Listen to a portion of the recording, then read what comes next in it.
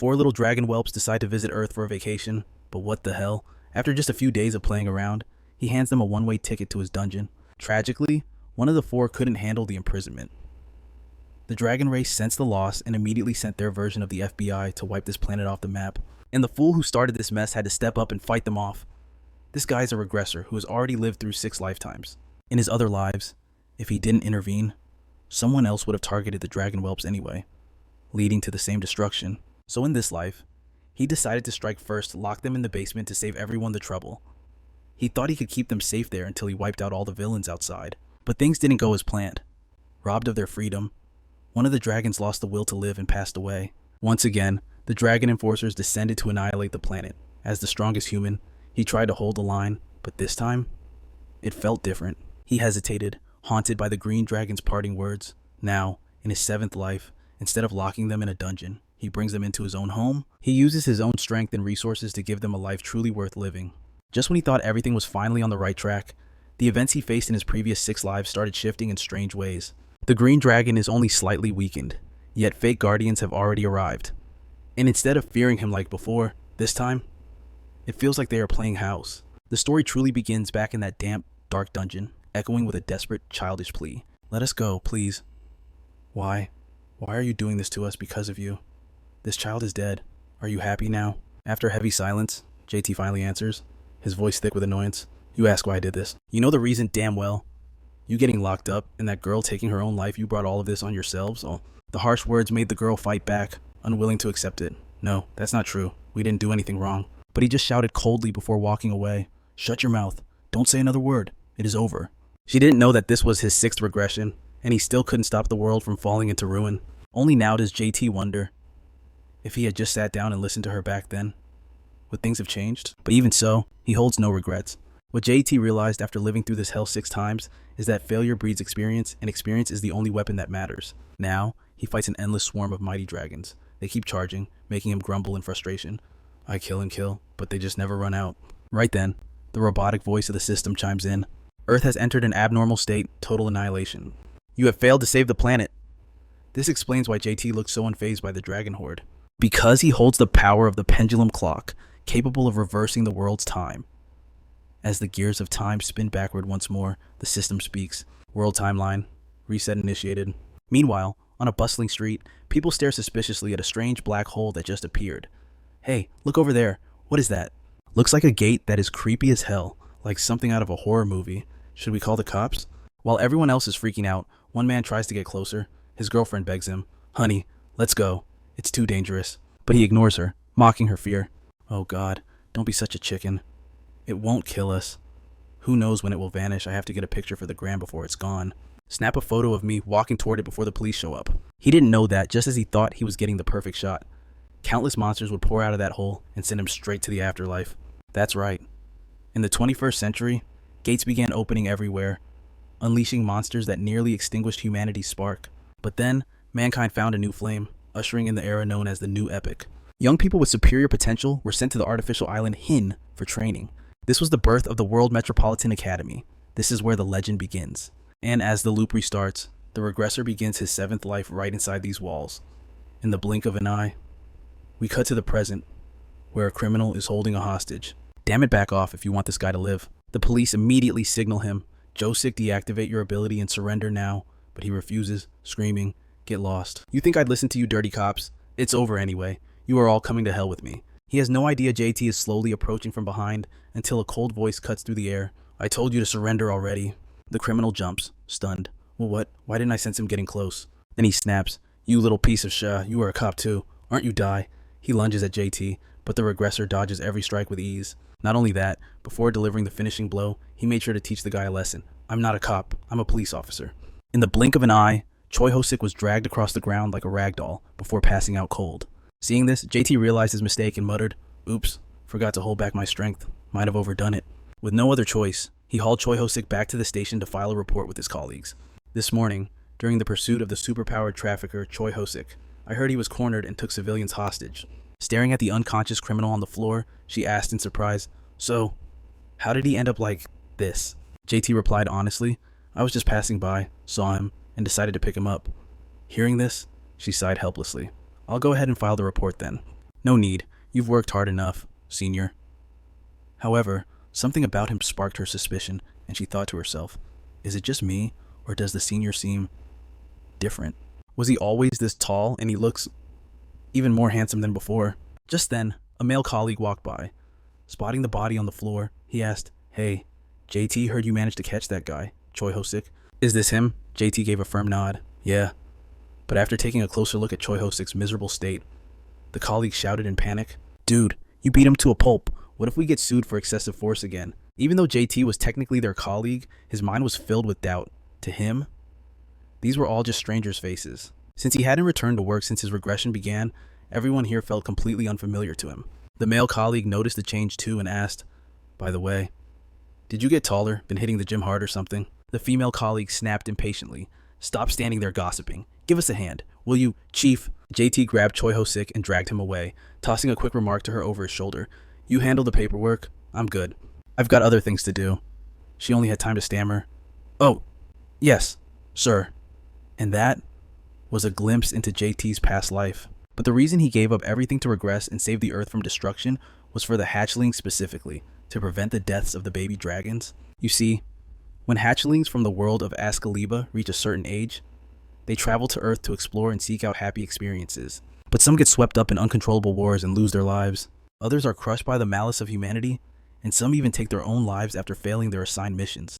All these tragedies enraged the Dragon Clan, causing them to turn against humanity and attack.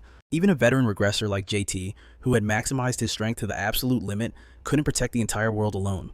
So, in this timeline, he decided to try a different approach. Back in the present, the female colleague approached him with a friendly smile. "Senior, are you busy after work today? There's a new place nearby, but I don't have anyone to go with. If you're free, would you like to grab dinner together?" However, she was met with a blunt refusal. "Sorry, I have to be somewhere." Surprised, she called out anxiously, "Where are you going?" His answer was short, "Europe." The scene shifts to a beautiful day in a park in Italy. Florence. U-Bomb was playing with some kids and happily waving goodbye when JT suddenly approached her. "Hello there. Do you have a moment to come with me?" Just then, the system voice chimed in. Passive skill, Fall of Babel activated. Ability to freely use foreign languages and writing granted. Instantly understanding him, U-Bomb greeted him back. "Hello, were you looking for me, mister?" Hearing this, JT got straight to the point. "I have something to discuss with you." She looked at him suspiciously. "So, you already know who I am?" He nodded instantly. "I do. What about you? Do you know who I am?" To his surprise, U-Bomb answered with absolute certainty, "Of course I do." "You're JT, right?" JT's expression darkened instantly. His guard went up as he demanded, "How do you know that name?" U-Bomb innocently pointed to the name tag on his shirt. "Right there. It's written on your chest, JT. I'm just teasing. I honestly have no idea who you are or what you're planning to do, but I do know one thing. You're incredibly strong, and you definitely don't belong here." When he didn't deny it, she knew she was right and continued guessing. "So, did you come here to kill me?" This time, he answered immediately, "No." U-Bomb tilted her head, trying another angle. "Kidnapping. Then, you want to take me somewhere else?" JT nodded. "Close enough." Hearing that, she immediately stepped back, looking wary. "Oh my god. You're not one of those perverts with a fetish for dragons, are you?" JT sighed in exasperation. "Stop talking nonsense. I'm here to protect you from this dangerous world. If you don't cooperate, I'll have to use force, lol. Your Green Dragon Clan eyes can read the will of the heavens, so you're sharper than the other clans. You grasp situations quickly, since you're of the Green Dragon bloodline. I hope you'll make the right choice." After listening carefully to JT, U-Bomb asks with a hint of suspicion, "So, if I'm a good girl and listen to you, I'll be treated well, right?" He replies without a second of hesitation, "That's right." Hearing this, she smiles and says, "Fine. It's not like I have a choice anyway, but you have to treat me like a VIP guest. Do you promise?" But U-Bomb has no idea. Even though she bravely accepts JT's offer, her trembling fingers are betraying her true fear. He pauses for a moment, staring at her shaking hand, then agrees to seal the deal with a pinky promise. "Okay, I promise." Just like that, U-Bomb follows him home. The scene shifts to the hazy light of early morning. U-Bomb wanders out, still sleepy, asking, "Mister, are you up yet?" But when she steps into the living room, she sees JT facing a swirling mass of black smoke. "It's nothing. Just do as I said." That smoke isn't just anything, it's the shadow of the Grand Duke. Summoning a clone allows him to use up to 50% of his original power. The black smoke solidifies, forming a clone that looks exactly like him. After listening to his orders, the clone bows respectfully. "As you command, Master." As the shadow walks past U-Bomb, it acts just like a normal person, bowing to her. She instinctively bows back. "Good morning," she mumbles, but inside she's amazed. It looks exactly like him. JT notices her staring and says, "Don't mind him. I just use him to go to work in my place." U-Bomb snaps out of it and asks, "Did you sleep well, mister?" "Wait, you're not actually going to work," he replies casually. "Even if it's a clone, it's still my power. Him going to work is the same as me going. Besides, I need to stay by your side." Hearing this, U-Bomb scratches her head, flustered. "True enough. Well, let's have breakfast together then." But at the mention of breakfast, JT asks back unexpectedly, "Breakfast?" She nods immediately. "Of course, you skipped dinner last night too, didn't you?" But he just replies coldly, "No need. Come here." U-Bomb hugs a pillow on the sofa tightly, looking shy. "But it feels weird if I eat alone while the host doesn't eat anything." JT just asks indifferently, "Do you always eat regular meals? Dragons can survive without eating." He immediately gets a lecture from U-Bomb. "It's not about surviving. Good food makes you happy, and being happy gives you strength. No excuses. Mister, go to the supermarket with me." JT tries to refuse again. "I really don't," but she cuts him off with a beaming face. "Let me show you the power of breakfast." In the end, JT reluctantly tags along, but the moment they step into the mall, all eyes are glued to them. Whispers erupt everywhere. "Hey, look at that mom. Is she an idol or something? The guy next to her is super handsome too. Don't get too close or we'll look like total squids next to them." Despite the attention, U-Bomb happily shops away. Meanwhile, JT is on high alert, constantly scanning the surroundings to protect her. Only when they leave the supermarket does he notice the mountain of bags he's carrying. "You bought all this just for one breakfast." She shoots back. "I peeked at your kitchen earlier. It's totally empty. I have to cook from now on, so I need at least the basics. Come on, let's hurry back so I can make you breakfast." But just as she's excited to go home, JT stops her. "Forget it. Drop the stuff at home. We're eating out." She turns around, surprised. "Why?" JT replies quickly, "There's somewhere I need to go, and you're coming with me. Besides, it's way past breakfast time." U-Bomb finally checks the time and looks sheepish. "Sorry about that. It's been so long since I went shopping. I got carried away. But where are we going?" He doesn't answer directly. "We need to get some things done so you can actually live here. Hurry up. We have a lot to do." A while later, they meet a balding middle-aged man with a sleazy gaze. "What a stunning beauty. Is she your girlfriend?" JT just stands there, face cold as ice, voice like the Grim Reaper. "If you want to keep your remaining eye, shut your mouth and do your job." The man instantly deflates and gets back to work. Just like that, they spend the whole day going from one place to another. By sunset, U-Bomb is holding an ID card, staring at it in disbelief. "I actually have an ID card now." "See?" Surprised, JT asks, "You never had one before?" He gets a painfully innocent answer. "Forget an ID card. I've never even had a bank account or a hologram watch." He's stunned, wondering how on earth she survived on Earth until now. Then, U-Bomb notices something and asks, "I have your last name, but what does bomb mean?" JT answers immediately. It follows the 4 seasons. But in his heart, he adds another reason. Because there are 4 dragons. However, unlike him, U-Bomb sees it in a completely different light. She happily mutters her new name, U-Bomb. "I really like it. Spring is when life returns to the world, after all." That name, it's truly beautiful. To be honest, it's not that I'm not afraid of you. Every instinct I have is screaming that you are dangerous. But you're not a bad person. Hearing that, JT couldn't hold back a question. "It's only been a day. How can you be so sure?" U-Bomb immediately flashed a gentle smile. "My senses are incredibly sharp. I am of the Green Dragon clan, after all. So, would it be alright if I looked at you a little longer?" In that moment, JT froze. It was a smile he hadn't seen in any of his past lives. A fresh start. Not bad, is it? That was exactly what JT was thinking, too. Meanwhile, in a desolate wasteland in South Africa, Reem glares down at the defeated man in her grip, scoffing. "What's this? You were talking big a second ago, so why are you so weak now?" The man roars in fury. "You crazy bitch. Do you think you can mess with us and survive?" But she ignores his threats, delivering a few more brutal blows to his face. Only when he's completely unconscious does she stop, feigning shyness as she mutters, "You were just so ugly. Maybe I stomped a bit too hard. You're not dead yet, are you?" That makes 199 consecutive wins. Who should be next? But there's one thing Reem doesn't realize. Even from halfway across the world, her rampage is making headlines. An international article titled "Clash with the Wicked Witch of Africa, the Night Hunter" is already circulating, accompanied by a photo of her wearing a mask. With just that much data, it was enough for JT to pinpoint her exact location from the comfort of his home. Looks like it's time to make a move. However, just as he's focusing on the search, U-Bomb suddenly knocks on the office door. "Are you still busy? Mister, it's already afternoon." Hearing her voice, he immediately replies, "I'll be right there." But when JT steps out, he's confronted by a bowl of rice that looks suspiciously like John's infamous stew. Staring at it, He's so stunned he can't find the words. Oblivious, U-Bomb asks excitedly, "What do you think looks delicious, doesn't it? When I was in England, I saw this dish made with sardines, so I decided to try combining it with rice." Korea has that saying, right? Koreans live on rice power. While she rambles on about her culinary creation, JT just stares at the bowl, fighting a fierce internal battle, ultimately choosing self-preservation. He puts the spoon down and tries to change the subject. "Tomorrow, I'm going to retrieve the red dragon." U-Bomb blinks in surprise. "The red dragon? That's going to be difficult. She isn't exactly obedient like I am." JT knows this all too well, so he tries to persuade her. "If you come with me to talk to her, it shouldn't be too hard." She thinks for a moment, then replies hesitantly, "I'm not sure if I'd be much help. There's always been a distance between our clans, so..." Surprised, he asks, "A distance?" U-Bomb nods immediately. "Yes. Each clan desires different things. I like to take my time, creating this and that. But the Red Dragon clan is completely different. They love war, violence, and showing off their power. The more you try to force her back, the more dangerous it becomes. To a Red Dragon, submission is a fate worse than death." JT listens silently as she speaks. After hearing her out, he offers his counter-argument. "But if we don't bring the Red Dragon back soon, it's going to get dangerous. Someone is targeting her. At this rate, the Red Dragon will definitely die. But if you come with me, we might be able to resolve this peacefully." He pauses, noticing her gaze. "What is it?" U-Bomb is staring at him with a deep, thoughtful intensity. "It's just, this is the first time you've asked for help. It feels a bit strange. I thought you were the type to shoulder everything on your own." Her words are so accurate that JT can't find a way to refute them. Seeing his reaction, U-Bomb gives a cheerful smile. "All right, I'll help you. It's rare for you to actually ask for anything, after all.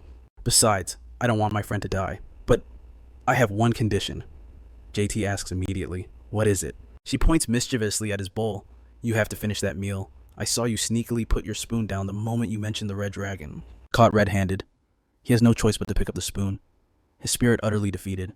The scene shifts back to the desolate wastelands of Africa, where a squad of soldiers lies scattered across the ground. Uriam sighs, sounding thoroughly bored. "These guys are so weak. I didn't want my 200th victory to be this dull. There really isn't anyone left to fight in Africa, is there? Where should I go next? I heard the little green dragon is in Europe, right? Maybe I'll head over there to play and pay her a visit, ma." However, while she stands there arrogantly, two soldiers are hiding in a blind spot nearby. After hearing her wild rants, the soldier holding a knife whispers furiously, "Damn it, she's absolutely insane." Our entire elite squad, wiped out by a single girl. Seeing his comrade underestimate Riam, the other soldier immediately hushes him with a warning. "Don't be fooled by her looks. That kid is a battle-addicted monster." Still, the soldier with the knife mutters, unwilling to accept it. "One thing is for sure, we don't stand a chance on our own. I just hope he gets here soon." But that hope is instantly extinguished. Uriam has already spotted their hiding place. She stood atop the wall, grinning with amusement. "Hey boys, what are you whispering about? Hiding all the way down there?" Instantly, the two soldiers snapped to high alert, scanning their surroundings. The one holding the rifle spotted her first and screamed out in alarm. Seeing their sheer terror only excited Uriam more. Too late now, fellas. But just as she moved to strike, a massive beam of light tore through the air, forcing her to raise her sword in a desperate block.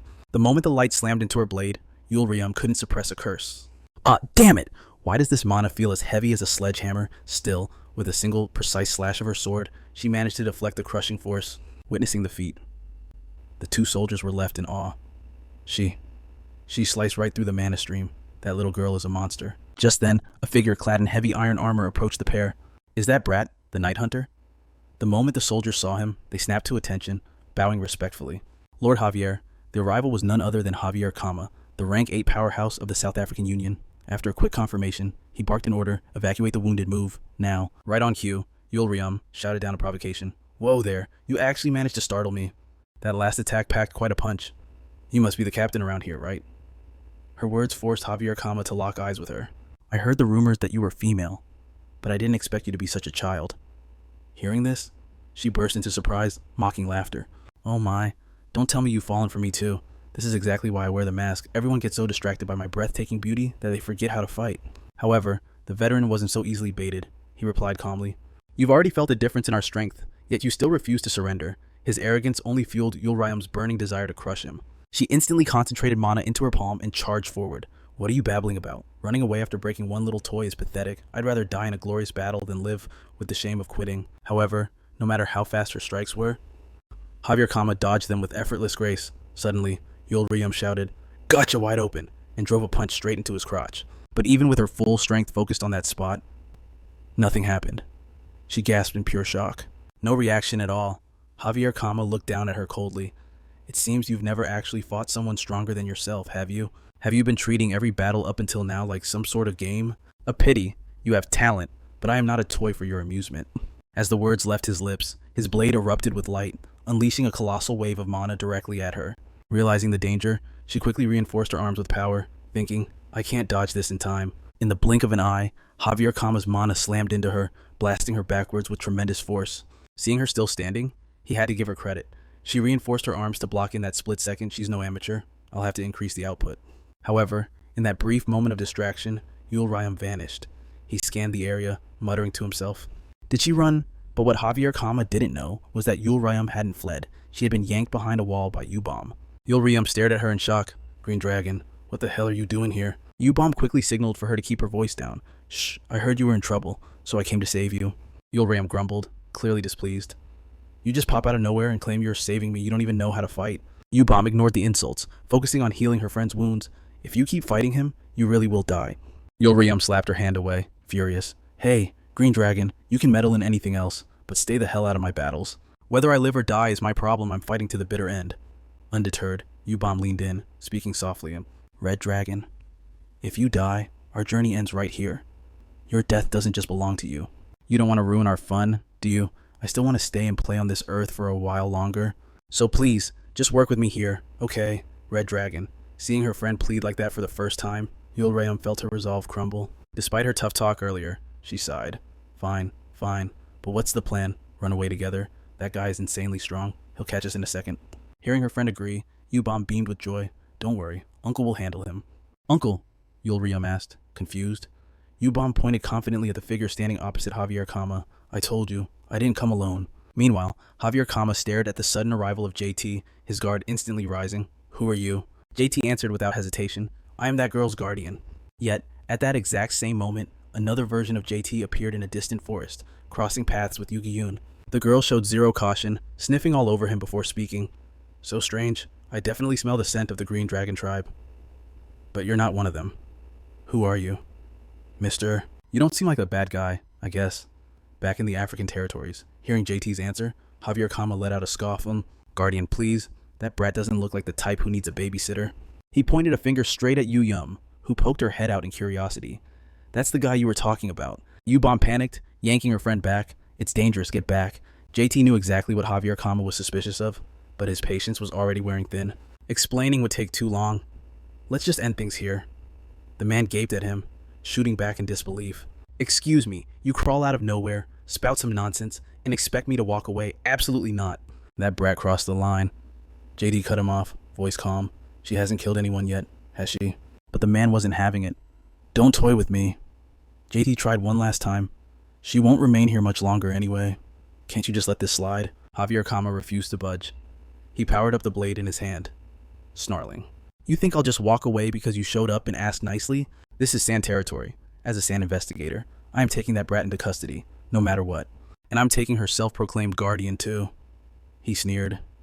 Since you're with that monster, you can handle a little pain, right? A massive surge of mana slammed into JT, triggering an explosion that choked the sky with black smoke. But reality defied Javier Kama's expectations. JT vanished, instantly reappearing right behind him. Disappointing, JT sighed. Rank 8, and this is the best you've got. Why do you have to be so stubborn? The investigator froze, mind racing. When did he get behind me? He tried to swing his blade, but before he could scream, a pitch-black aura engulfed him, locking his body in absolute stasis. JT leaned in close, his voice a cold whisper. Shut up and listen. Today's the worst day of your life. While chasing that girl, you stumbled upon an unexpected monster. A monster you were completely powerless against. The result, you lose both arms, your eyes lose their sight, and you will never, ever forget the fear you feel right now. The black aura solidified into a jagged blade.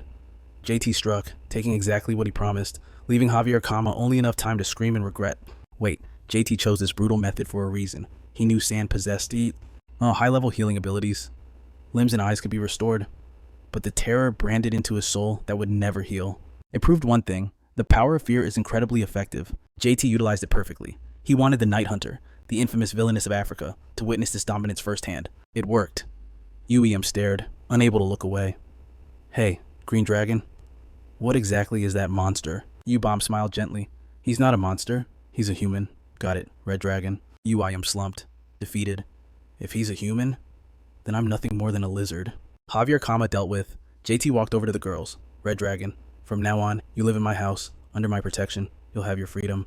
I'll support whatever you want to do, but if you leave my protection, before he could finish the threat, U-Bomb cut in with a knowing wink. Hey uncle, go easy. I think she's in shock. Let me calm her down and explain things later. U-Yum, completely lost, shouted, what the hell? What are you two planning to do with me? Seeing U-Bomb so confident, JT let it slide, but before turning away, he dropped one last order. From now on, your name is U-Yum. Don't forget it. She bristled, stubborn as ever. What kind of name is I-Yum? His answer was cold and final. I'll explain later. Leaving it at that, JT ignored them and let the girls talk. Hey, Red Dragon. You've grown since the last time we met. Hey, this isn't the time for jokes. While they bickered, the clone stepped aside to transmit a message. Situation handled, Master. Deep in the Amazon rainforest, the real JT received the update and smirked. Good work. I'll finish up here and head back soon. Turns out, the person fighting Javier Kama wasn't even the real deal. It was just one of JT's clones. Even knowing his clone's power, he had been worried. Red Dragon is rude and volatile. Hardly someone his stoic clone could talk down. Lucky U-Bomb was there. Suddenly, Yugi-Yun, seeing him mutter to himself, piped up. Uncle, who are you talking to? He quickly composed himself. Nobody. It's nothing. That only made her more curious. She pestered him. Your smartwatch is so cool. Do you just like talking to yourself? And here's the real reason why JT sent a clone instead of picking up Yu-Yum himself. Yugi-Yun is the yellow dragon. And like all yellow dragons, she craves attention. In her third life, she lived as a superstar, basking in the spotlight. But the brightest stars cast the darkest shadows. The dragon that shines the brightest is often the one that brings the greatest destruction. But naturally, power like that came with a mountain of headaches. Maybe that's why the brat was hiding out in this godforsaken dump. And it was exactly why JT, who had been there for a while, just sat in silence, watching Yugi-Yun toy with his watch. Uncle, look at this. It's freaking awesome. It projects a screen right into thin air, and the image is crystal clear. I've never seen anything like this in my whole life. Finally, his curiosity piqued. Why did you run away to a place like this if you wanted fun? Shouldn't you be with humans? This place is crawling with nothing but beasts and bugs. The question caught her off guard. How? How do you know about that? She shot back. Without missing a beat, JT dragged U-Bomb out and said, The green dragon told me. The kid instantly squealed in delight. I knew it. That's why I could smell her scent all over you. So you really do know Big Sister Green Dragon. But her joy didn't last long. He dropped a sudden question. Yellow Dragon, are you afraid of humans now? She froze on the spot. But a moment later, she started stammering, looking all bashful. It's not that I'm scared of them or anything. I used to live with them, you know. But some of them looked at me weird, and others kept following me around. It just gave me the creeps. That's all. While Yugi-Yun was wallowing in gloom, JT threw out another curveball. Do you like bread? The question caught her completely off guard. Bread, but I'm a dragon. I don't need to eat stuff like that. But before she could finish, JT snapped his fingers, activating the shallowest level of the abyss, a dimensional space vast enough to swallow an entire city. Instantly, a rift tore open in the air. Countless shadowy hands reached out, delivering a bag of pastries right into his grasp. Yugi-Yun gasped, staring in disbelief. Wait, that's real food. Oh my gosh, it smells amazing.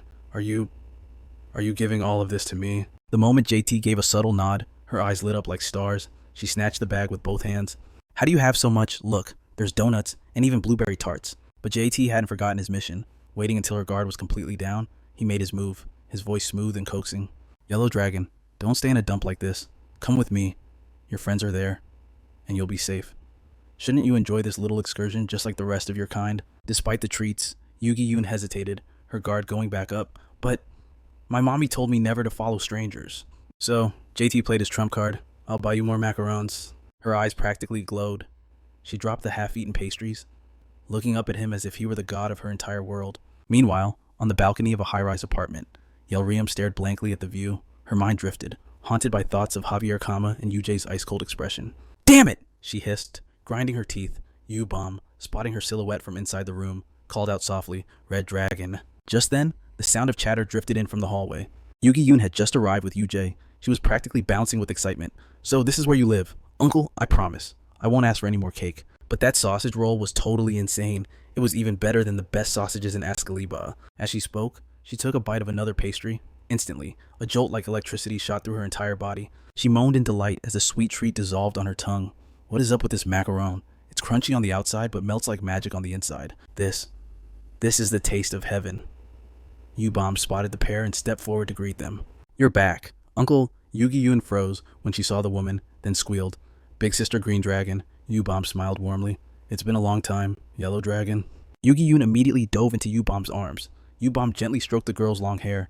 You're getting prettier every day, you know. The little dragon nuzzled into her embrace. It's been forever, I missed you to death. She grabbed U-Bomb's hand, firing off questions. When did you get here? Are you living with this uncle guy? U-Bomb answered with infinite patience. I'm so happy to see you too. I only arrived a few days ago. And look, Red Dragon's over there, too. Don't you want to go say hello? Meanwhile, a shadow materialized, bowing to JT. Welcome back, my lord. JT nodded, acknowledging the servant. You did well. I'll call for you later. Get back to work. The shadow bowed low. As you command. At that exact moment, Yelrium slid the balcony door open and stepped inside. JT cast a cold glance her way. Yelrium quickly averted her eyes, unable to meet his gaze. Only Yugi-Yun was oblivious, bouncing over to her. Sister Red Dragon. The kid ran circles around her, chattering nonstop. How have you been? You. What is that smell? Are you smoking again? Why does the Red Dragon clan always do stuff that ruins your health? Yelrium finally snapped, reaching out to clamp a hand over the brat's mouth. You are so annoying, you little chick. Shut it before I rip that beak right off your face. Muffled but defiant, Yugi-Yun protested. Red Dragon, you're so mean. A while later, all three of them were seated on the sofa, facing JT. They asked in unison, our ages. U-Bomb answered honestly, I'm 20. Yugi-Yun chirped happily, I'm 10. Only Yelrium remained silent, letting the others speak for her. Arium puffs out her chest, proudly showing off her curves to Gi-Yun. She brags that dragons mature way faster than humans, so he better stop treating her like a damn kid. Sitting off to the side, Arium immediately throws out a sharp jab. So cool. Gi-Yun gets curious. Wait, he calls Big Sis Red Dragon. Arium, is that an alias? Arium just huffs in annoyance. Who knows? U-Bomb chimes in to explain. That's the name he gave the Red Dragon. And I'm U-Bomb. Gi-Yun tilts her head, totally confused.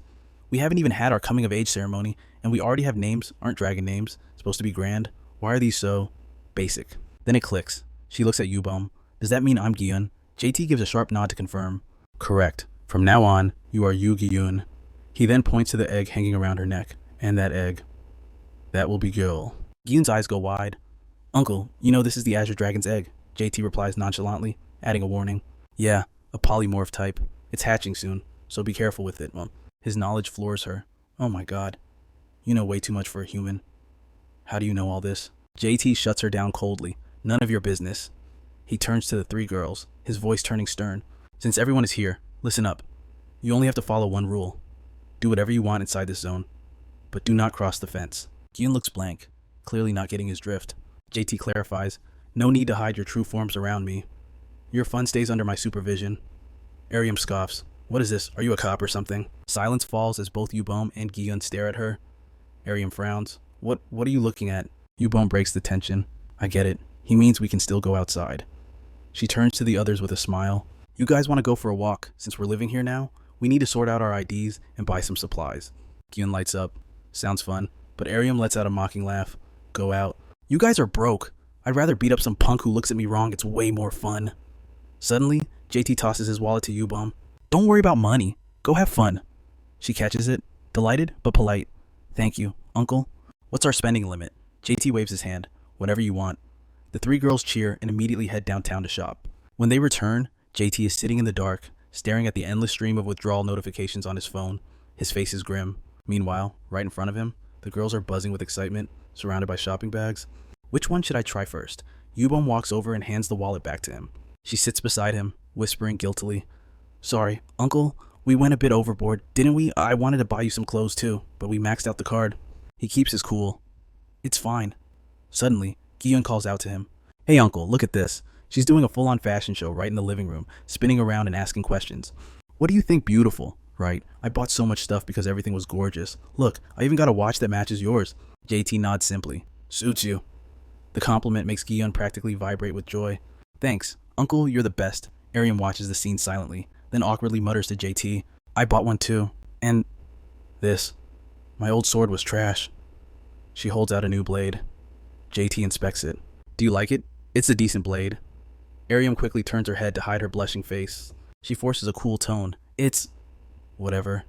Just lucky I didn't get scammed. Suddenly, Gion rushes over. I bought some clothes for you too. Big sis, try them on. Arium snaps, shouting at the kid. I don't need that crap. Get away. Yubom leans into JT, whispering. Arium isn't good at showing emotion, but she's actually really grateful to you. JT nods stoically. Good. Then he turns to her. What about you? Yubom. I didn't see you get anything for yourself. She smiles and points to an object on the table. I bought something too. That right there. JT frowns. A potted plant. Yubom walks over to the dining table. Taking care of plants. It brings me peace. JT looks confused. What do you mean? She gently cradles the pot. It will bloom, and eventually become a beautiful memory that lasts forever. She pauses, then looks at him. I have a question. JT waits. What is it? Yubom meets his gaze. You know, we don't just want to eat and play. Is there a way for us to experience life properly, while still staying under your supervision? Of course. He nods, pulling out an application form for the Lethem City Academy. There is. Do you girls want to go to school? The other two freeze, whipping their heads around. School. Night falls by the time they finally stumble back home. Arium stretches, yawning loudly. Man, it was just an interview. Why did it take forever? While Bomb glances around the room, searching for him, is Uncle not home? Gi-yun, who has been dead silent until now, suddenly speaks up, her voice trembling. Big sisters, I just realized something absolutely terrifying.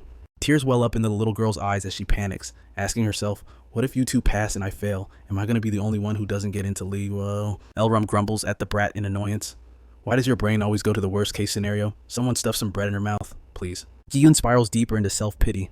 I'm going to fail because I eat like a little piglet. Just then, JT walks in through the door. You did great in the interview. Hearing his encouragement, Gi-yun immediately launches herself onto JT, wailing loudly. Uncle, I think they're going to fail me after that interview. He remains calm, reassuring the kid. Don't worry, you're not going to fail. Meanwhile, Bomb curiously asks him, where did you go? Uncle. JT lifts the bag in his hand to answer. I went to pick this up with Ji-yun, still clinging to him like a koala, leans in to take a few sniffs. It smells so good. What is it? JT gives a vague reply. Something you love. Hearing that, Gi-yun's eyes instantly light up, and she can't stop herself from drooling. Is it bread or macarons? JT doesn't give a direct answer. Something you like even more. He recalls a scene from his past lives where a host was excitedly introducing a guest. Tonight's dinner show has a super special guest. Please welcome the world-famous superstar, Baby Zello. The girl quickly puts on a cute act, waving to everyone. Hello, everyone. Thank you for inviting me to the show. The host continues.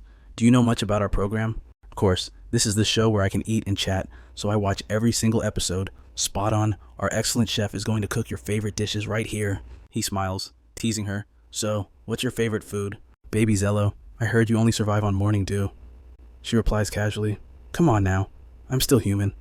I can't go without eating. Let's see. My absolute favorite is... On the table sit 2 boxes of golden fried chicken, and Gi-yun stares at them, drooling uncontrollably.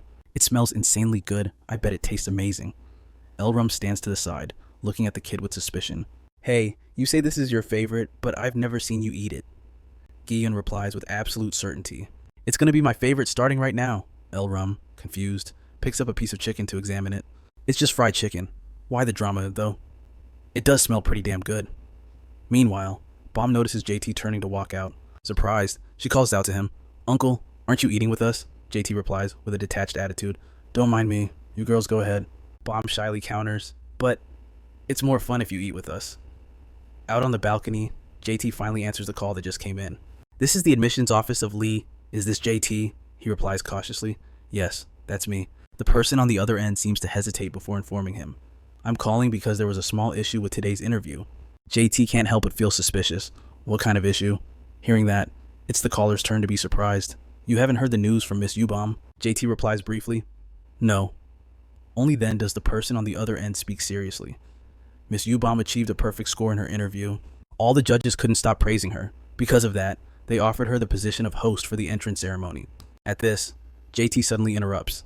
Did you make that offer directly to Yubom? The caller confirms immediately. Yes, we were all so excited that we asked her directly. The problem is, she refused. This is a huge opportunity for her, so I wanted to know if you could convince her to change her mind. JT refuses instantly, without a second thought. Sorry, but I won't do that. If that is her decision, then I stand by it. While the other person tries to protest with a but. He quickly hangs up. That's all. Thank you. Just then, Elrum steps out of the room onto the balcony. Not seeming surprised, she asks JT, "Was that call about the 6 dragons?" He corrects her in a stern voice. "Call her Bomb." Elrum looks disgusted. "Damn, that cheesy name. Do you seriously want to play house at your age? Who do you think you are, Blackbeard or something?" JT asks, confused. "What do you mean?" Elrum stays silent for a moment, then seriously asks what's been on her mind. "Why did you send us to Lee?" JT replies nonchalantly. "To give you girls exactly what you want." Elrum huffs in disagreement. "What I want is to fight until I can't breathe anymore." She doesn't forget to add, "Is there anyone strong there?" JT answers her seriously. "Definitely. The strongest people in the world all gather there." Elrum scoffs again. "But they're all just a bunch of kids." JT calmly reminds her, "You're a kid too, you know." Hearing that, Elrum flicks her cigarette away in annoyance, turns to face JT, and declares, "I want to meet someone on my level." Then, with a thrill of excitement, she challenges him. "I know you're strong, Uncle, but I want to see exactly how strong. If you plan on controlling me, then show me your true power." JT glanced at her nonchalantly, gave a heavy sigh of exasperation, and instantly shut down the conversation. "I don't have time. Just go inside and eat." Yelrium was triggered by his dismissive attitude. "Why do you have to be so boring, Uncle?" JT just gave a curt reply. Who knows? Yelrium was so ticked off she flipped him the middle finger. "Knows my ass." Just then, Ji-yoon slid up next to her from inside the house. "Big sis, don't be like that. Here, try a bite of this." Yelrium was in the middle of a rage fit and roared, "I said I'm not eat what?" Before she could even finish her sentence, the kid shoved a whole chicken foot straight into her mouth. She froze for a split second, then her attitude did a complete 180. "Okay, that is god-tier delicious." Lei is an academy located on the prosperous island of Hyling. It is unlike anywhere else in the world. This is a training ground for talents possessing all kinds of special abilities and divine blessings. However, the students trained at Lei are exclusively the children of tycoons, royalty, or heaven-sent geniuses. Because of this, the academy is frequently criticized for its rigid social hierarchy. Ji-yoon stared at the data projected from her holographic wristband, gasping in awe. Lei really is a prestigious school, huh? I heard only the super rich and nobility can get in here. Immediately after, the kid turned to Bomb with excitement written all over her face. "Are our 2 uncles secret illegitimate sons of some CEO? Uncle didn't even blink after we blew a mountain of money." Bomb looked at the kid's enthusiastic face and hesitantly played along. "Yeah, looking at him, it does seem possible." Then she happily added, "But honestly, I'm just relieved that all 3 of us passed." Hearing that, Gi-yoon got even more hyped. "Right, big sis. I thought I was the only one who failed. I'm so happy I get to be here with you 2. The academy uniforms are super cute, too." Suddenly, the kid realized something. "Wait, where are big sis Yelrium and Uncle?" Bomb recalled the schedule and answered Gi-yoon. Yelrium had to go to the Azure Dragon Academy for a practical combat exam, so Uncle went along as her guardian. Gi-yoon blinked, confused. "Guardian." Bomb carefully explained to the kid. "Adults have to accompany new students entering the grounds so as the unripe heroes don't cause any trouble." Ji-yoon put on a thoughtful expression. "Yeah, big sis Yelrium would probably tear that place apart if no one was watching her. But why does she have to take another round of exams?" Bomb knew the details well and answered immediately. "I heard the major she chose requires students to participate in a one-on-one duel."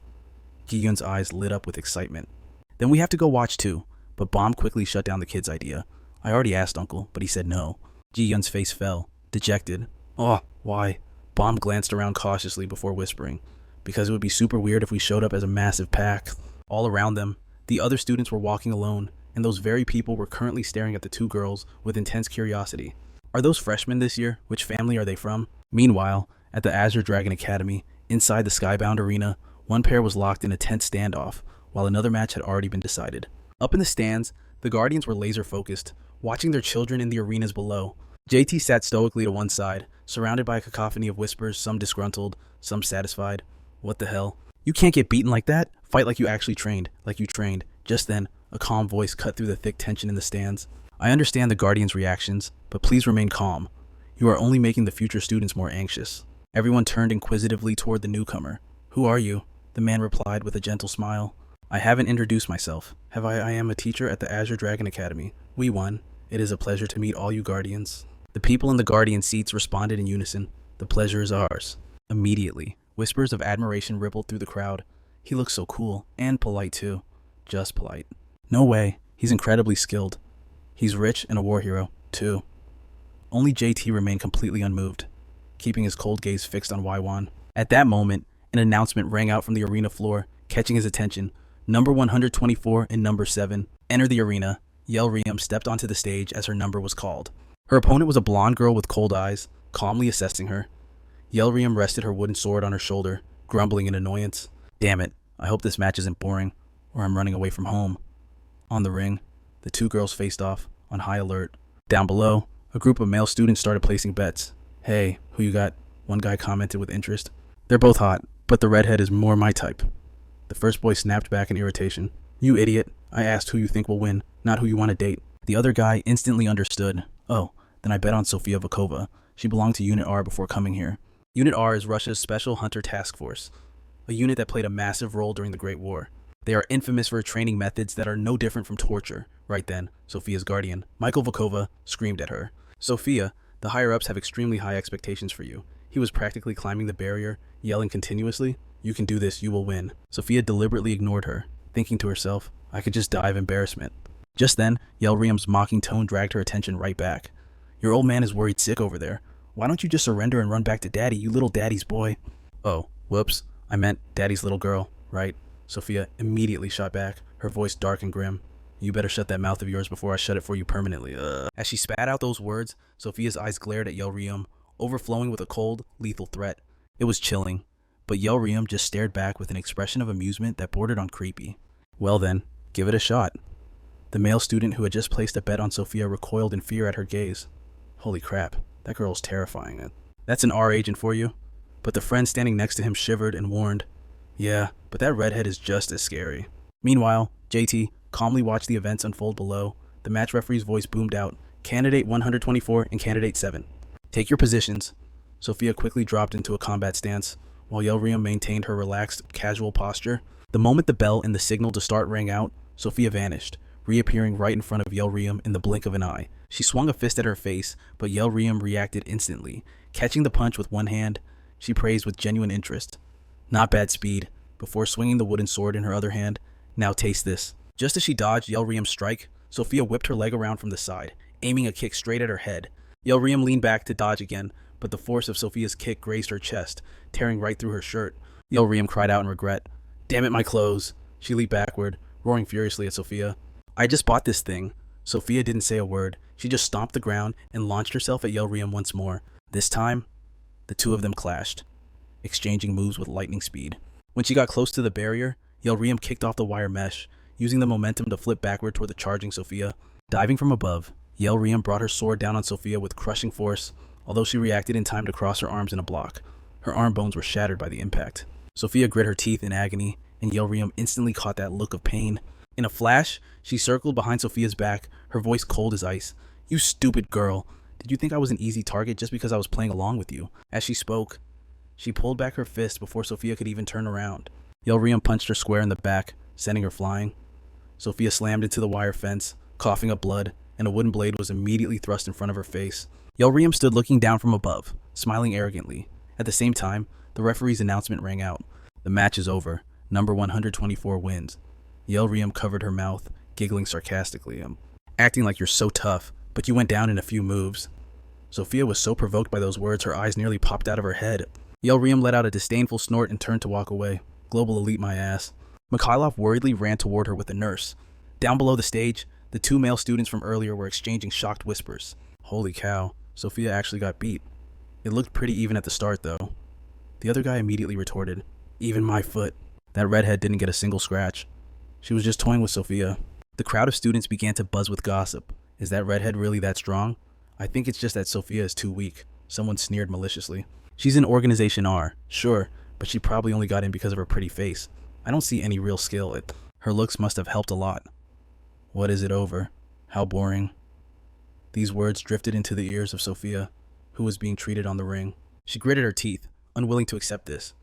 Just then, the nurse administering first aid informed Mikhailov, I've applied first aid. She'll be fine. He replied politely. Thank you. At this moment, Sophia was still clenching her fist in denial. She forced out every word. I'm not done yet. I'm still fine. Mikhailov sighed heavily and spoke softly to persuade her. Sophia, you did your best. I regret it too, but with your current strength, you cannot beat that child. I am not disappointed in you. But Sophia wasn't listening to a word he said. Her eyes were fixed solely on the dagger Mikhailov had strapped to his waist. Completely oblivious, he continued trying to comfort her. Actually, meeting that girl now is a stroke of luck. Failure will make you stronger. I will personally report to the higher-ups. So you... Tuh. But his monologue was cut short by the nurse's panicked scream. Sir, your daughter... Mikhailov looked back only to see Sophia gripping the dagger in her hand, storming forward with a dark aura. I haven't surrendered yet. I was just pushed back a little. I'm still fine. Yelriam was walking ahead when Mikhailov's shout suddenly caught her attention. Where are you going? I haven't finished speaking. She had only just turned her head slightly when Sophia plunged the dagger straight into her ribs from behind. At that same instant, up in the stands, Chaiti, his eyes went instantly cold. Yelriam realized the situation, but she couldn't dodge in time. She could only grit her teeth and take the hit. Meanwhile, Sophia roared viciously, "Go to hell, you wretched bitch!" The entire arena was paralyzed with shock at the scene unfolding before them. Up in the stands, Yujitai's expression turned terrifyingly dark. Down in the ring, Sophia drove her knife into Arium, the force of the impact launching them both across the stage. They didn't separate until they slammed hard against the protective barrier. Arium gripped the naked blade still lodged in her ribs and let out a cold, blood-chilling laugh. Damn, this little bitch really wants to play for keeps. Huh. Her gaze instantly hardened. Sophia didn't give her a second to breathe, lunging forward again with a savage roar. Die! Arium snapped into action, dodging the strike in a blur before reaching out and violently seizing a handful of Sophia's hair. She didn't bother hiding her killing intent anymore, her voice dropping to a demonic growl. You are so dead. Before the words even landed, she smashed a merciless fist straight into the center of Sophia's face. Arium's eyes flashed a manic red as she unleashed a barrage of non-stop punches. The sickening sound of fists meeting flesh turned the nearby students pale with terror. Seriously, is nobody going to stop them? With one final, power-packed blow, Arium sent Sophia flying into the spectator seats. Her face was beaten beyond recognition, leaving her on the verge of unconsciousness. But she wasn't finished. Arium ripped the dagger out of her own body with a wet squelch. I'm not done with you yet. Gripping the bloodied knife, she stalked toward Sophia, her voice dripping with venom. I'm going to pay you back exactly what you gave me. But just as she was about to strike, a hand clamped down on her wrist. Mikhailov roared at her, his face twisted in anger. Enough! Stop this immediately! Arium struggled wildly against his grip. Let go of me, you bastard. Realizing the situation was spiraling, Wei Yuan barked orders to the arena mages. Mages erect a multi-layer spatial barrier. Suspend the exam right now. The mages instantly obeyed, activating the barrier and sealing both Arium and Mikhailov inside a separate dimension. Arium glared at Mikhailov, screaming in injustice. Why the hell are you only losing your mind at me? That bitch stabbed me first. He didn't back down, roaring right back in her face. So, that gives you the right to try and kill Sophia? Arium snapped, her temper exploding. Then what the hell did you want me to do? Sit there and let her murder me? Mikhailov answered, as if it were the most obvious thing in the world. With your level of strength, you could have subdued her without lethal force. Arium looked at him like he was insane. What kind of bullshit is that? If you're so righteous, maybe go teach your own daughter how to behave. Wei Yuan stepped into the tense standoff, putting on a placating smile. Now, let's all just take a breath. Emotions are running a bit high. He turned toward Arium, trying to de-escalate her rage. Student Arium, we've already contacted your guardian. Please, let us treat your wounds first. Arium snapped back without an ounce of respect. Screw that, I'm still pissed enough to explode. Wei Yuan continued his gentle persuasion. Of course, I understand how you feel. I saw everything. But I can't stand by and watch you make the situation any worse than it already is. Arium froze. Excuse me. Wei Yuan seized the moment to drop a subtle threat. If you escalate this any further, even I won't be able to protect you. It could have severe consequences for your family. He leaned in, lowering his voice to a conspiratorial whisper. I'm talking about the Yu family. You aren't the only one who would suffer, are you? If your loved ones were dragged down because of your actions, could you live with that? Arium's face went pitch black, her teeth grinding in suppressed fury. Seeing his words hit the mark, Wei Yuan relaxed, resuming his casual tone. So, before your guardian arrives, you should... Suddenly, a cold voice sliced through the air. There is no need to wait. Yujitai walked effortlessly through the spatial barrier, his voice freezing the room. I am Yujitai, her guardian, and I suggest you stop cornering an injured child. Let's take this outside. His sudden arrival left both Arium and Wei Yuan wide-eyed with shock. But in an instant, Arium's expression shifted to pure fluster. A while later, inside the office, Wei Yuan carried a tea tray to the guest table, speaking softly to the two men sitting across from each other, radiating hostility. This is famous Taiwanese oolong tea. I hope it suits your taste. They say tea is excellent for calming the mind. As he spoke, his gaze lingered on Yujitai of the Yu family. He walked through a multi-layered spatial barrier like it was nothing. This man is definitely a master. But Wei Yuan was baffled. I've never heard of him or his lineage before. I need to investigate this further. Sitting between them, Wei Yuan tried to diffuse the tension. Good heavens, I honestly don't even know where to begin. I am truly sorry for everything that occurred. Despite his polite words, Mikhailov and Jitai continued to glare daggers at each other. Even when Wei Yuan mentioned Sophia lying in intensive care, bandaged from head to toe, his tone remained disturbingly calm. Fortunately, neither suffered permanent damage, and student Yu Arium has just been discharged. Finally, Wei Yuan revealed his true objective. I don't think we need to blow this out of proportion. We'll all be seeing each other at the Azure Dragon Academy, so it would be best to settle this quietly right here. If you two can come to an agreement, I will handle the rest. Mikhailov seemed to weigh his options. Finally, he let out a heavy sigh and was the first to back down. I'll apologize in advance. Since the fault really lies with my daughter, I am Mikhail Lob, Sophia's guardian. Sophia is still young and impulsive. She lets her emotions get the best of her too easily. So, I was hoping. But before he could even finish his sentence, JT cut him off. I do not accept your apology. Mikhail Lob shot up from his seat, furious. What? But JT remained completely unfazed, his voice hard as steel. Your apology is meaningless. You aren't the one who caused the trouble, Mikhail Lob retorted, visibly annoyed. Come on, don't be like that. We're both just guardians looking out for these kids. Let's keep it civil. Then, dropping his voice to a threatening low, he asked, You do know where I come from, don't you? JT just calmly questioned him, completely ignoring the power play. Is this how people from where you come from apologize? Mikhail Lob shouted, furious. Are you saying I should drag an injured child all the way here just to say sorry? JT didn't even blink. He nodded. That is exactly what I'm saying. That pushed the man over the edge. You son of a Y once saw the situation spiraling and frantically waved his hands to mediate. Please, everyone, calm down. Only then did JT coolly change the subject. I'm not here about the girl. I'm here to ask why you didn't stop her when you saw her lunge at another child with a knife in her hand. Mikhail Lob kept making excuses. It happened too suddenly. JT just let out a cold scoff, shutting him down. Suddenly? What a stupid excuse. Aren't you ashamed to use your own daughter to cover up your incompetence? Mikhail Lob snapped. He lunged forward, grabbing JT by the collar and roaring. Listen here, you bastard. My patience has limits. His voice dropped to a sinister growl. You want to make an enemy of the Volkova family? You're from a clan that nobody has even heard of. Mikhail Volkova was about to continue his threats, but a freezing cold blade was suddenly pressed right against his throat. Mikhail Lob froze instantly. He stared at JT, who was sitting casually across from him, toying with Mikhail's own dagger. This is a very sharp blade. If you were a little unluckier, this could have ended very badly. The man was so shocked he could barely stutter out a sound. Since when? JT just pointed it out indifferently. Your sheath is too loose. That's why you didn't even notice when a mere child swiped it from you. Mikhail Lob Volkova looked down in horror at the empty sheath on his hip, his mind racing in panic. But I had my sensory perception raised to the maximum. At that exact moment, JT's chilling voice, dripping with menace, sounded from right behind him. Mikhail Lob, you'd better avoid walking down dark alleys alone. Without making a sound, he had circled behind the man, his hand lightly patting Mikhail's shoulder. In front of him, the dagger was stabbed deep into the table. Mikhail Lob was paralyzed with fear, but JT's hand quickly pulled away, delivering one final cold remark. We're done here. I'm leaving. Even after the door clicked shut, Mikhail Lob stood frozen in place. Even Wei Yuan was so terrified he couldn't utter a word.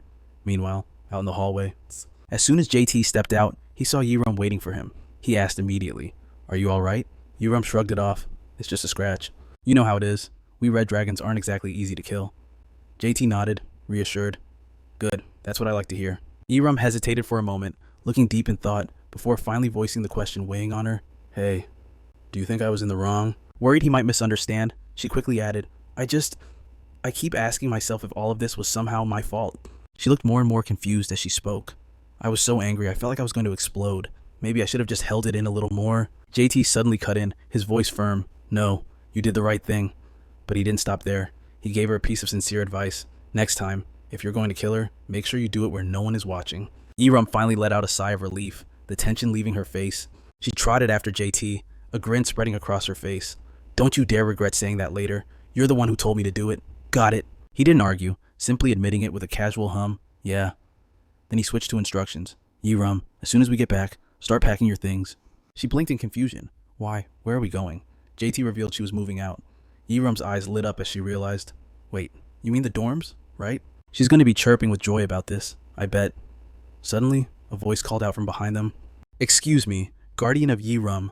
Wei Yuan approached them with a friendly, practiced smile. Could I borrow a moment of your time? JT replied coldly. I thought we were finished here. But the man persisted. Yes, quite right.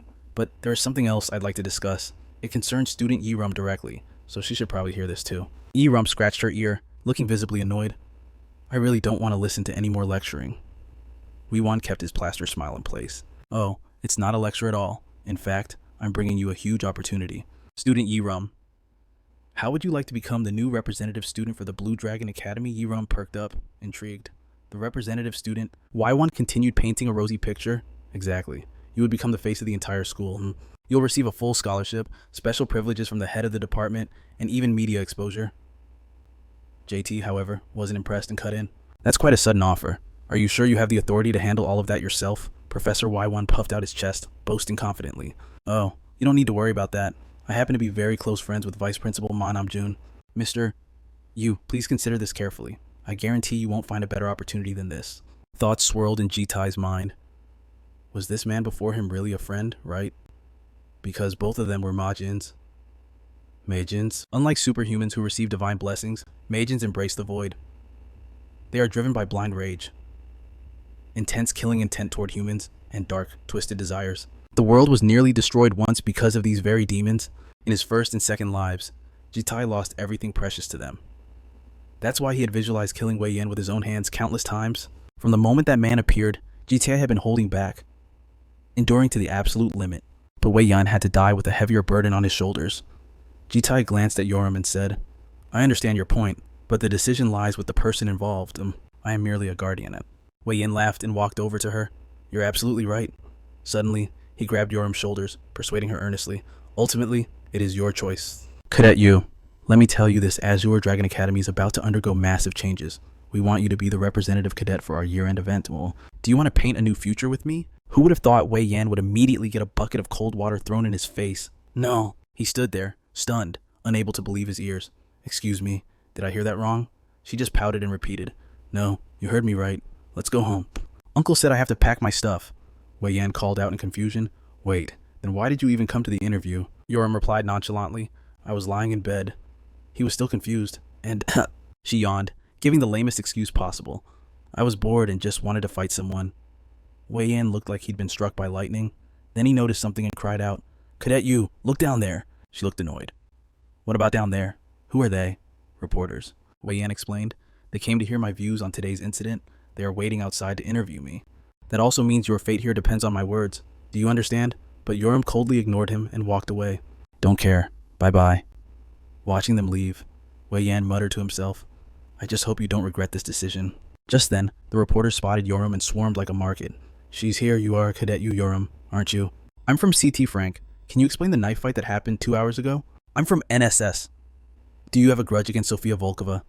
Do you have any statement regarding this incident? Yoram, feeling ambushed, shouted angrily, What is wrong with you people? A reporter revealed, Your interview footage is going viral on Korean forums right now. Did you go crazy during the interview to attract attention for your family's revival? Others chimed in chaotically.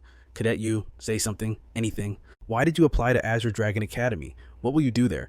Jitai stepped in to intervene. Please, stop forcing an injured child. But Yoram said, No, if they want to hear it, I'll tell them. Then she roughly grabbed a reporter's microphone. You ask what I'm gonna do, beep 'em. Without knowing the aftermath, the scene shifts to the dormitory. Gyo looked at the room before her and jumped for joy. Oh my god, this place is huge. Are we really going to live here? I'm going to find the best room. Yoram quickly blocked her. Hey, the biggest room is mine. But Gyul had already darted into a room. What's up with this room? It's majestic. The bed is wide, the TV is the latest model, and there's so much sunlight, not bad at all.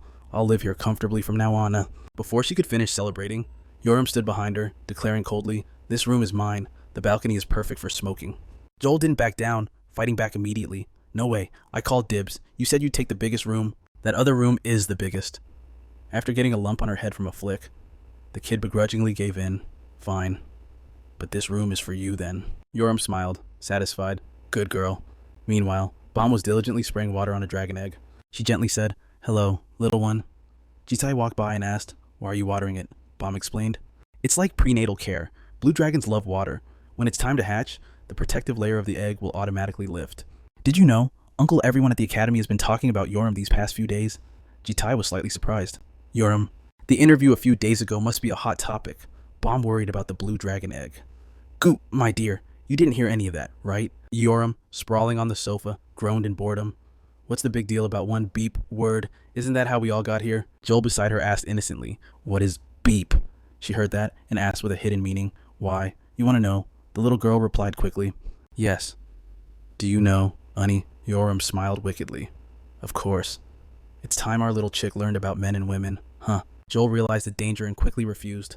Stop, I don't want to hear it. Mom said knowing too much isn't good. Elram licked her lips with a menacing glint, refusing to let the little girl off the hook. You don't have the right to refuse. Come here, darling. Let Big Sis tell you a story. Everything there is to know about the kitchen. Gyeon stammered in panic. Wait, I told you I don't want to hear it. Elrum pressed on until Gyun yielded. Okay, I'll listen. Uncle, save me. Meanwhile, over at her private apartment, Elrum was dead to the world, snoring away even with the harsh sun blasting right in her face. Gyun burst into the room, frantic. Elrum, wake up, big trouble. Still drooling and half asleep, Elrum mumbled. What is it? What the hell is happening now? I'm exhausted. I pulled an all-nighter. Gyun blinked in confusion. An all-nighter? Doing what? Elrum smirked, looking shameless as ever. Watching? Beat movies? Gyun gagged, suppressing the urge to vomit, and rushed back downstairs. Forget it. This is way more important. Elrum followed, scratching her head. Did someone die or something? Why the rush? Seeing JT and U-Bump gathering downstairs piqued her curiosity. What's going on? Why is everyone huddled here? U-Bump turned around. Elrum, I think Gooey is about to hatch. Watching the green egg begin to crack, JT was suddenly pulled back to a memory of a birth from his past life. The last time he witnessed a life coming into the world, it wasn't beautiful like this. He remembered a woman begging desperately for help. Please save my baby. He's not breathing. But his teammate had shaken his head helplessly. It's too late, Captain. I think the child died the moment it was born. The environment was hell. The hospital had been blown off the map. Without proper facilities, it wasn't a memory anyone wanted to keep. JT thought he'd buried those nightmares forever.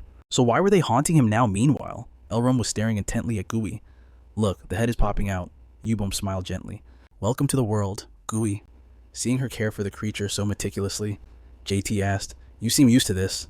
Where did you learn that? She revealed. My mother used to do this back in the day. Usually, we lick them clean. But this will have to do for now. JT, do you want to hold him? Before he could answer, Gyun cut in. I want to hold him. U-Bump handed the baby over, warning her. Gooey's skin is still very thin, so be gentle, okay? Gyun nuzzled Gooey against her cheek. It felt incredibly soft. This is literally healing my soul. She turned to Elrum. You want to hold him too, right, big sis? But Elrum scoffed coldly. What if you feel comfortable? You just keep holding it. Suddenly, Gyun tossed Gooey straight at Elrum. Just try it for a second. Catch! Elrum shrieked, startled. Hey, are you insane? U-Bump panicked. Gently. Gooey's sleepy, cheese stick cute expression made Elrum freeze in place. Gyun grinned. Well, what do you think? Elrum put on a cold front. I guess he's somewhat cute. Why don't you make the old man try? Gun nodded. That's right. If Uncle doesn't hold him, Gooey will be sad. Elrum seemed to catch onto JT's hesitation. You're acting all calm. I'm gonna throw this thing all over the place. So you better catch it. If it gets hurt, it's not my fault. Gyun looked terrified. You aren't really going to throw him, are you? Elrum let out a menacing laugh. Since I moved in here, I've had only one goal. Do you know what that is? It's to see that man lose his cool. And with that, she chucked Gooey into the air. Gyun screamed, Are you crazy? But before Elrum could even finish the throw, JT had already snatched Gooey from her hands. Gyun let out a long sigh of relief. Nice save, Uncle. Elrum sighed, disappointed. Boring as hell. Gyun was speechless. You really are abnormal. U-Bump suddenly suggested. He's right there in your arms. Why don't you try petting him? JT couldn't resist. He reached out and gently touched Gooey's forehead, like this. Seeing Gyun snap a picture, U-Bump asked, What are you doing? The girl beamed. This is a rare moment for Uncle. I have to capture scenes like this. Suddenly, U-Bump pulled out a rose. Then let's take one together. Gyun blinked. Sure. But what's the flower for? U-Bump winked playfully. For the photo, of course. Turns out, that cheesy pink rose was meant to be tucked behind JT's ear.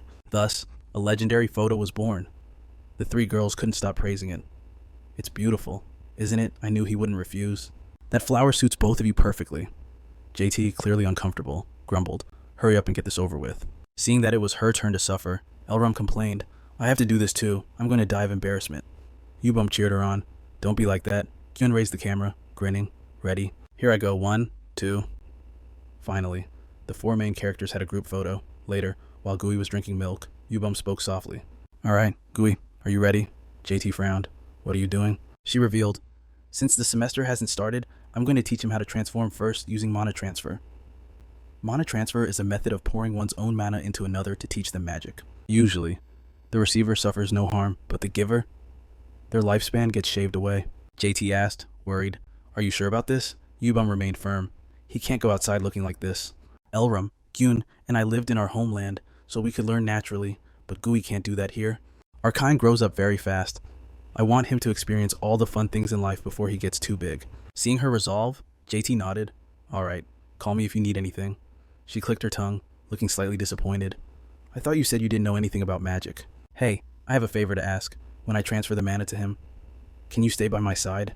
JT replied softly. Okay. U-Bomb pats the cushion right next to her. Why sit so far away? It's pointless, and just come closer. Mister, don't be shy. But JT refuses flat out. I don't think that's necessary. U-Bomb instantly looks worried. Of course it is. What if I get too tired and drop Gyo-ul? You need to be right here to catch her. If I drop her and she smacks her head on this table, I die of guilt. JT lets out a long sigh and resigns himself to sitting next to U-Bomb. Fine. Suddenly, her shoulder brushes against his, and she gasps. Wow, so hard. JT turns to her. What? U-Bomb quickly clarifies. Flustered. I mean the sofa. The sofa is really hard. He looks confused. Strange. This is genuine high-end leather. U-Bomb quickly regains her composure to change the subject. Anyway, I'm starting now. A few days later, U-Bomb collapses onto the couch, looking like she's about to foam at the mouth. It's finally over. JT walks over to encourage her. You worked hard. She stumbles up, walking unsteadily. You must be tired too, standing there the whole time. I'm going to my room to rest. Remember to feed Gyo-ul and comfort her. Wake me if you need me. Suddenly, U-Bomb freezes for a split second before tipping backward. Luckily, JD catches her just in time. The scene is as cheesy as a romantic K-drama. With a stoic face, he says, I'll take you to your room. U-Bomb whispers shyly, but... A Princess Carrie, isn't this a bit embarrassing? He teases her back. You still have energy to joke around, she asks worriedly. Am I heavy? He replies gently, light as a feather. U-Bomb laughs aloud. Wow, for an old man, you sure know how to say sweet things, don't you? Before long, she's sound asleep in bed. J-Tai glances back at her one last time before closing the door and leaving. Suddenly, a familiar mystical blue light startles him. Could it be, was it successful already? From the cabinet emitting the glow, a lovely, innocent little girl with blue hair slowly crawls out. Sometime later at the district police station, Captain Lee is walking out with his subordinate, bragging nonstop. That criminal gang was a target the entire supernatural investigation team couldn't catch for months, and yet you scooped them all up single-handedly. Did you see the chief's face earlier? He looked like he died and gone to heaven. Ah, my precious JT. You want anything to eat today? I'm treating you to a big feast. The female officer beside him teases. Oh God, Captain, you're planning to pay with the company card again, aren't you? The captain replies cheerfully. I meant the second round is on me. Suddenly, JD cuts through the mood. I have something to do, so I'll be leaving first. The captain asks curiously. You're skipping out again. You didn't join the party last time either. The female officer chimes in. Lately, you've been leaving exactly on time every day. I'm getting suspicious. Senior, do you have a girlfriend? JT continues to walk away coldly. I don't. I'm leaving now. The captain sobs, calling after him. If you hate us, just say so. I promise I'll try to do better. The female officer also shouts, You really don't have a girlfriend. Right, I trust you. Meanwhile, somewhere else, a black-haired girl looks extremely busy. What the hell, I told him straight to his face. Tell that guy to stop sending me this spam. Back at the station, the person working is actually J-Tai's clone, the Shadow of the Grand Duke. Originally, it was a skill the Demon Duke used to influence a distant duchy. But after the Demon Duke died, this clone became J-Tai's loyal subordinate. Just then, the clone walks up to the real J-Tai and bows respectfully.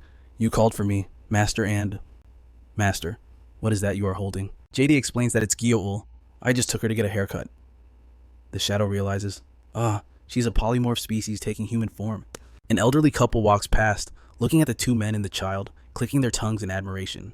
Oh my, look how quietly that baby sits in her dad's arms. Such a good girl, and those two men look so handsome together. The Shadow, feeling awkward, offers, If it's inconvenient, I can carry her for you. Master. But Gyo-ul shoots the Shadow a look so sharp it makes him jump. J-Tai lowers Gyo-ul down and reveals the truth. No need. Gyo-ul can walk by herself if I don't carry her. The Shadow is puzzled. But why did you personally bring Gyo-ul out? Aren't Bomb and Gaul at home? J-Tai recounts the situation. U-Bomb is bedridden from the mana transfer side effects. As for the other two, one just keeps inviting her out, saying, Gyo-ul want to go shopping with Big Sister. And the other is grumpy and rude, saying, don't even think about dumping a kid on me. I judge that they aren't ready for this yet. The Shadow lowers his voice, getting to the main point.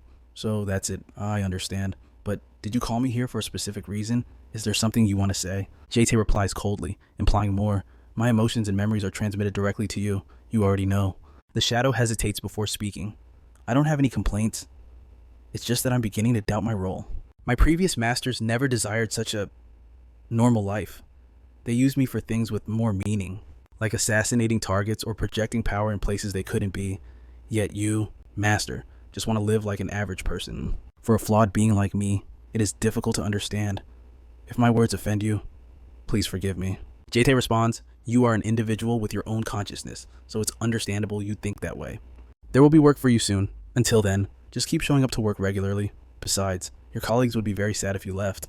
Go grab a drink with them. You won't be seeing them much longer. The shadow lingered on thoughts of the two at the police station, deep in contemplation, before fading away. I understand, Master. Suddenly, a voice snagged Jitai's attention. Mommy's little angel. You really like it that much. If I'd known, I would have bought it ages ago. The daughter chirped back happily. Mommy, you're the best. Jitai noticed Gyo-ul staring blankly at the plushie. He couldn't help but ask, do you want a teddy bear, too? He immediately pulled a blue teddy bear from the deepest inventory of the abyss. It's a little different from that one, right? Do you like it? Gyo-ul accepted the bear, looking a bit stunned at first. Then, she set it down and walked right up to Jitai. He lifted her into his arms. Do you want another one? No, I don't. Suddenly, Gyo-ul cupped his face with her small hands, then gently pressed her forehead against his. Jitai froze, confused. Why was she doing this all of a sudden? He recalled seeing Bomb and Gyo-ul do this earlier and made a guess. Does she think transferring mana is how you show affection?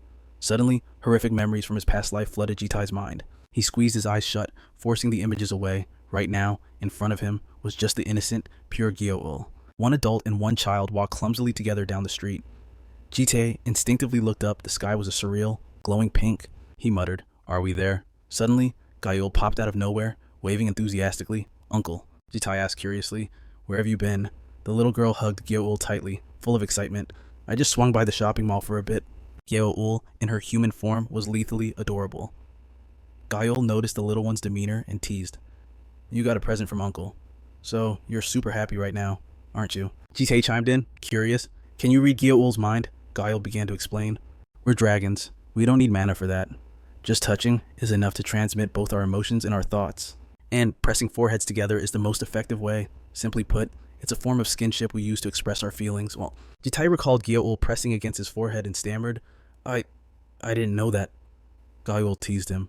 Wow, there's actually something you don't know. Uncle, suddenly, something caught Jitai's eye. What's that on your back? Gyo-ul glanced behind her. Oh, this... Without being asked, the little girl whipped out a guitar and started performing right there. I wanted to convey my heart without needing to touch, so I bought this.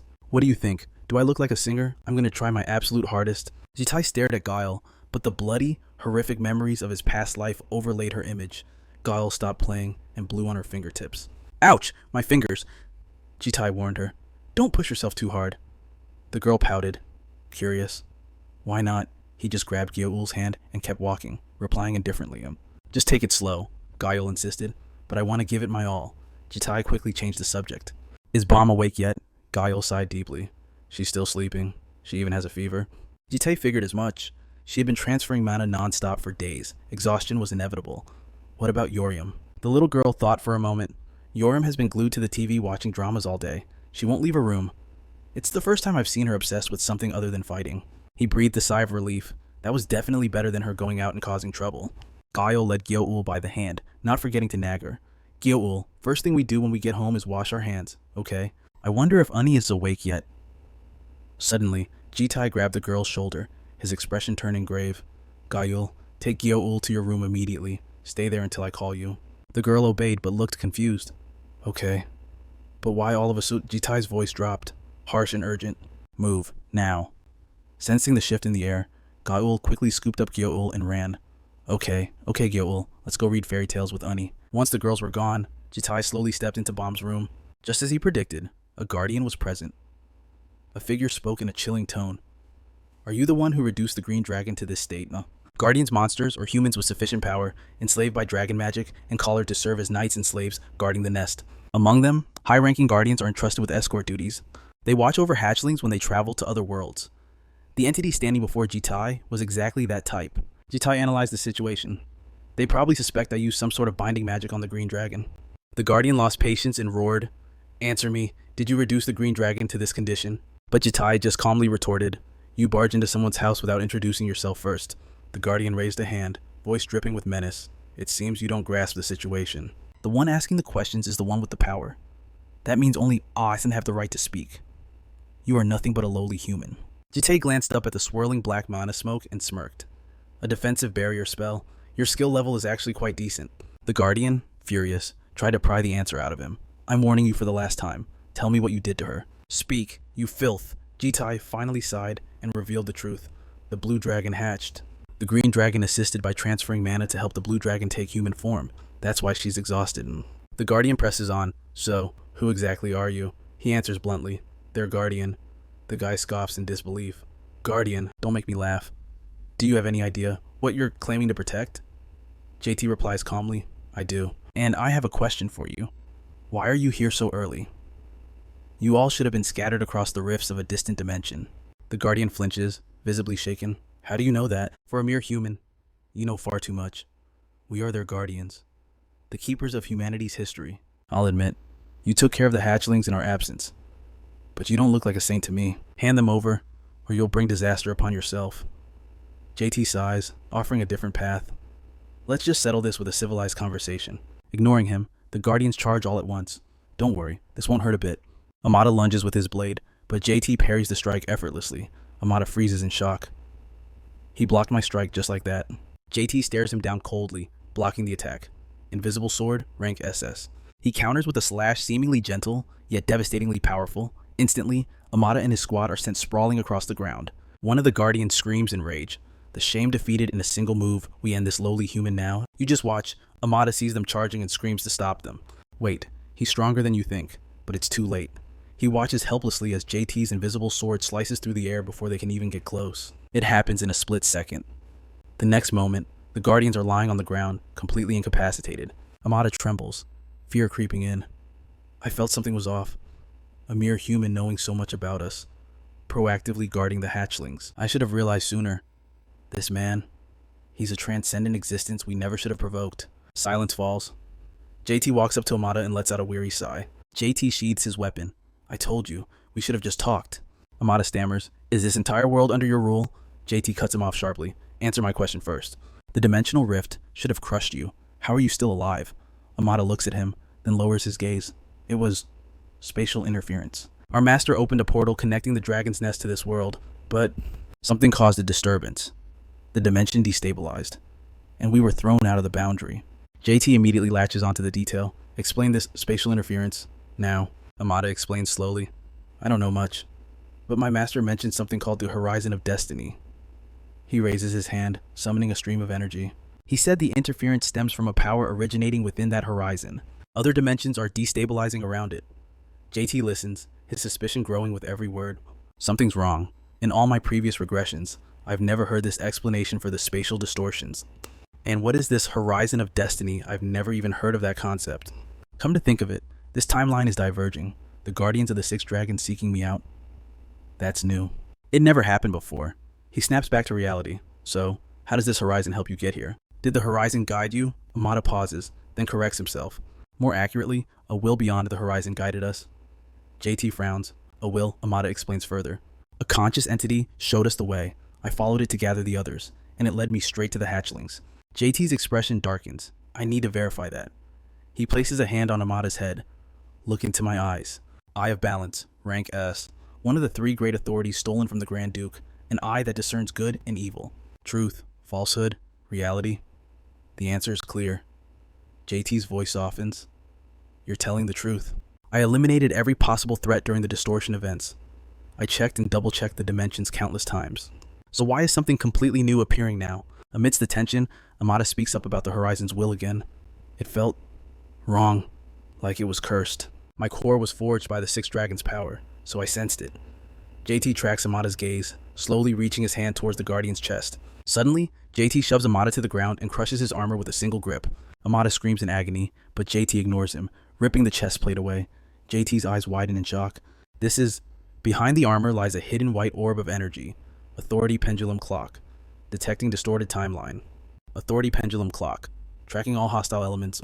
The Pendulum Clock's power manifests a violent rejection toward any element drifting from the world's true timeline. The moment the power activates, chains erupt from the void, wrapping instantly around the sphere. In a blink, they tighten, sealing it completely without a single gap. A split second later, an hourglass materializes out of nowhere. From this moment on, the Pendulum Clock will treat anything from outside the timeline or anything possessing its separate timeline as a hostile target to be thoroughly purged. JT stares at the object in his hand, his mind racing. This power used to only activate when I regressed. But now, it's starting to interfere with this timeline too. There's nothing I can do right now. I just have to wait.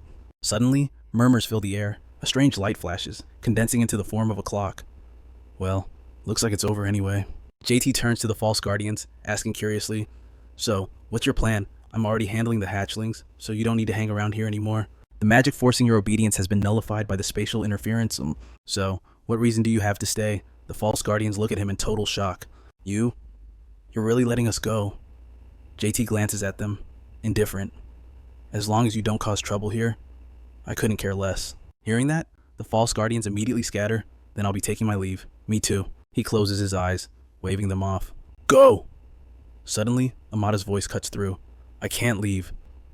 JT frowns. "Why not?" The boy stammers. I am the guardian of history and causality." Before he can finish, JT kicks him flying backward. JT steps forward, stomping hard on his chest. "I'll ask one more time. You really won't leave?" Terrified but resolute, Amada answers. "I can't." The atmosphere around JT shifts. His voice drops to a growl. "Last chance. Are you sure you're not going?" Amada looks up helplessly. "I really can't go." The false guardians behind them sneer, trying to wash their hands of him. Ignore him. No matter how many times you ask, he won't listen. He's always been an idiot, a fool who wouldn't grab freedom even if you shoved it in his face. Do whatever you want with him. JT listens to their mockery in silence. After a moment, he speaks. "All right. You are worthy of being a guardian." The remaining false guardians freeze. What? A split second later, they are erased from existence. The room is empty. Amada stares, bewildered. Did you kill them all? Was letting us go just a test? JT shrugs. "Not exactly, but you're different from them. Why are you so obsessed with protecting the Green Dragon?" Amada answers honestly. "I simply haven't lost my loyalty to the Green Dragon." JT cuts in. "I get that you're loyal, but the Green Dragon is under my protection now. You're weaker than me. As a guardian, what can you possibly do for her?" Amada falls silent. Suddenly, JT gets an idea. "Actually, there is something you can do right now." A moment later, the kids walk out. JT introduces him. "Say hello. I just hired a new housekeeper." Amada freezes, his jaw dropping. Housekeeper. After the meal, Amada begins his duties. He hums softly while scrubbing the dishes with intense focus. Suddenly, he pauses, recalling the conversation with JT a few days ago. He had been shocked. "Housekeeper, what are you talking about?" JT had asked. "What's wrong? Don't like the title?" Amada looked confused. "What does being a housekeeper have to do with protecting the Dragon Clan? I don't understand." JT tapped his fingers on the table. "I told you yesterday, I can handle the hatchlings alone. I only created this position so you'd have an excuse to live here. If you can't even handle being a housekeeper, I'll kill you right where you stand. So you better do a good job." Back in the present, Amada sighs. "Why is my life like this?" Suddenly, Bomb's voice comes from behind. "You must be the guardian from Ascalepa, right?" Amada jumps, startled. "Lady Green, I mean. Lady Bomb, are you all right?" Bomb smiles gently. "I'm fine. Just a little weak. I heard you'll be staying here as our housekeeper." He hesitates. "That is correct." She giggles. "That apron suits you perfectly. I'm really glad we'll be around each other." "Mr. Housekeeper." Amada blushes at her warm welcome. His hands tremble with excitement. "Cleaning, dishwashing. Leave it all to housekeeper Amada. It is an honor to serve you, my lady. I promise you won't have to lift a finger, not even to touch a drop of water." One moment he's mentally declaring his bold vow. The next, crash, he drops a bowl. Bomb whispers. "That was expensive." Meanwhile, elsewhere, Gu is trying on all sorts of outfits. Ji-yoon taps her screen, squealing. "Oh my god, so cute. When did you buy this? She looks adorable." Bomb replies happily. "I ordered it the moment I recovered. Do you like it?" "Gu." Ji-yoon chimes in quickly. "I think Gu loves it. Look, she hasn't stopped smiling. What about you, Uncle Housekeeper? Which one do you like best?" Amada answers earnestly. "I think Lady Gu looks perfect in all of them." Ji-yoon smirks. Smooth talker." He smiles shyly, thanking her. Meanwhile, JT sits stone-faced in a nearby chair. Yet his eyes never stop scanning everyone, oblivious. Gi-yeon laughs out loud.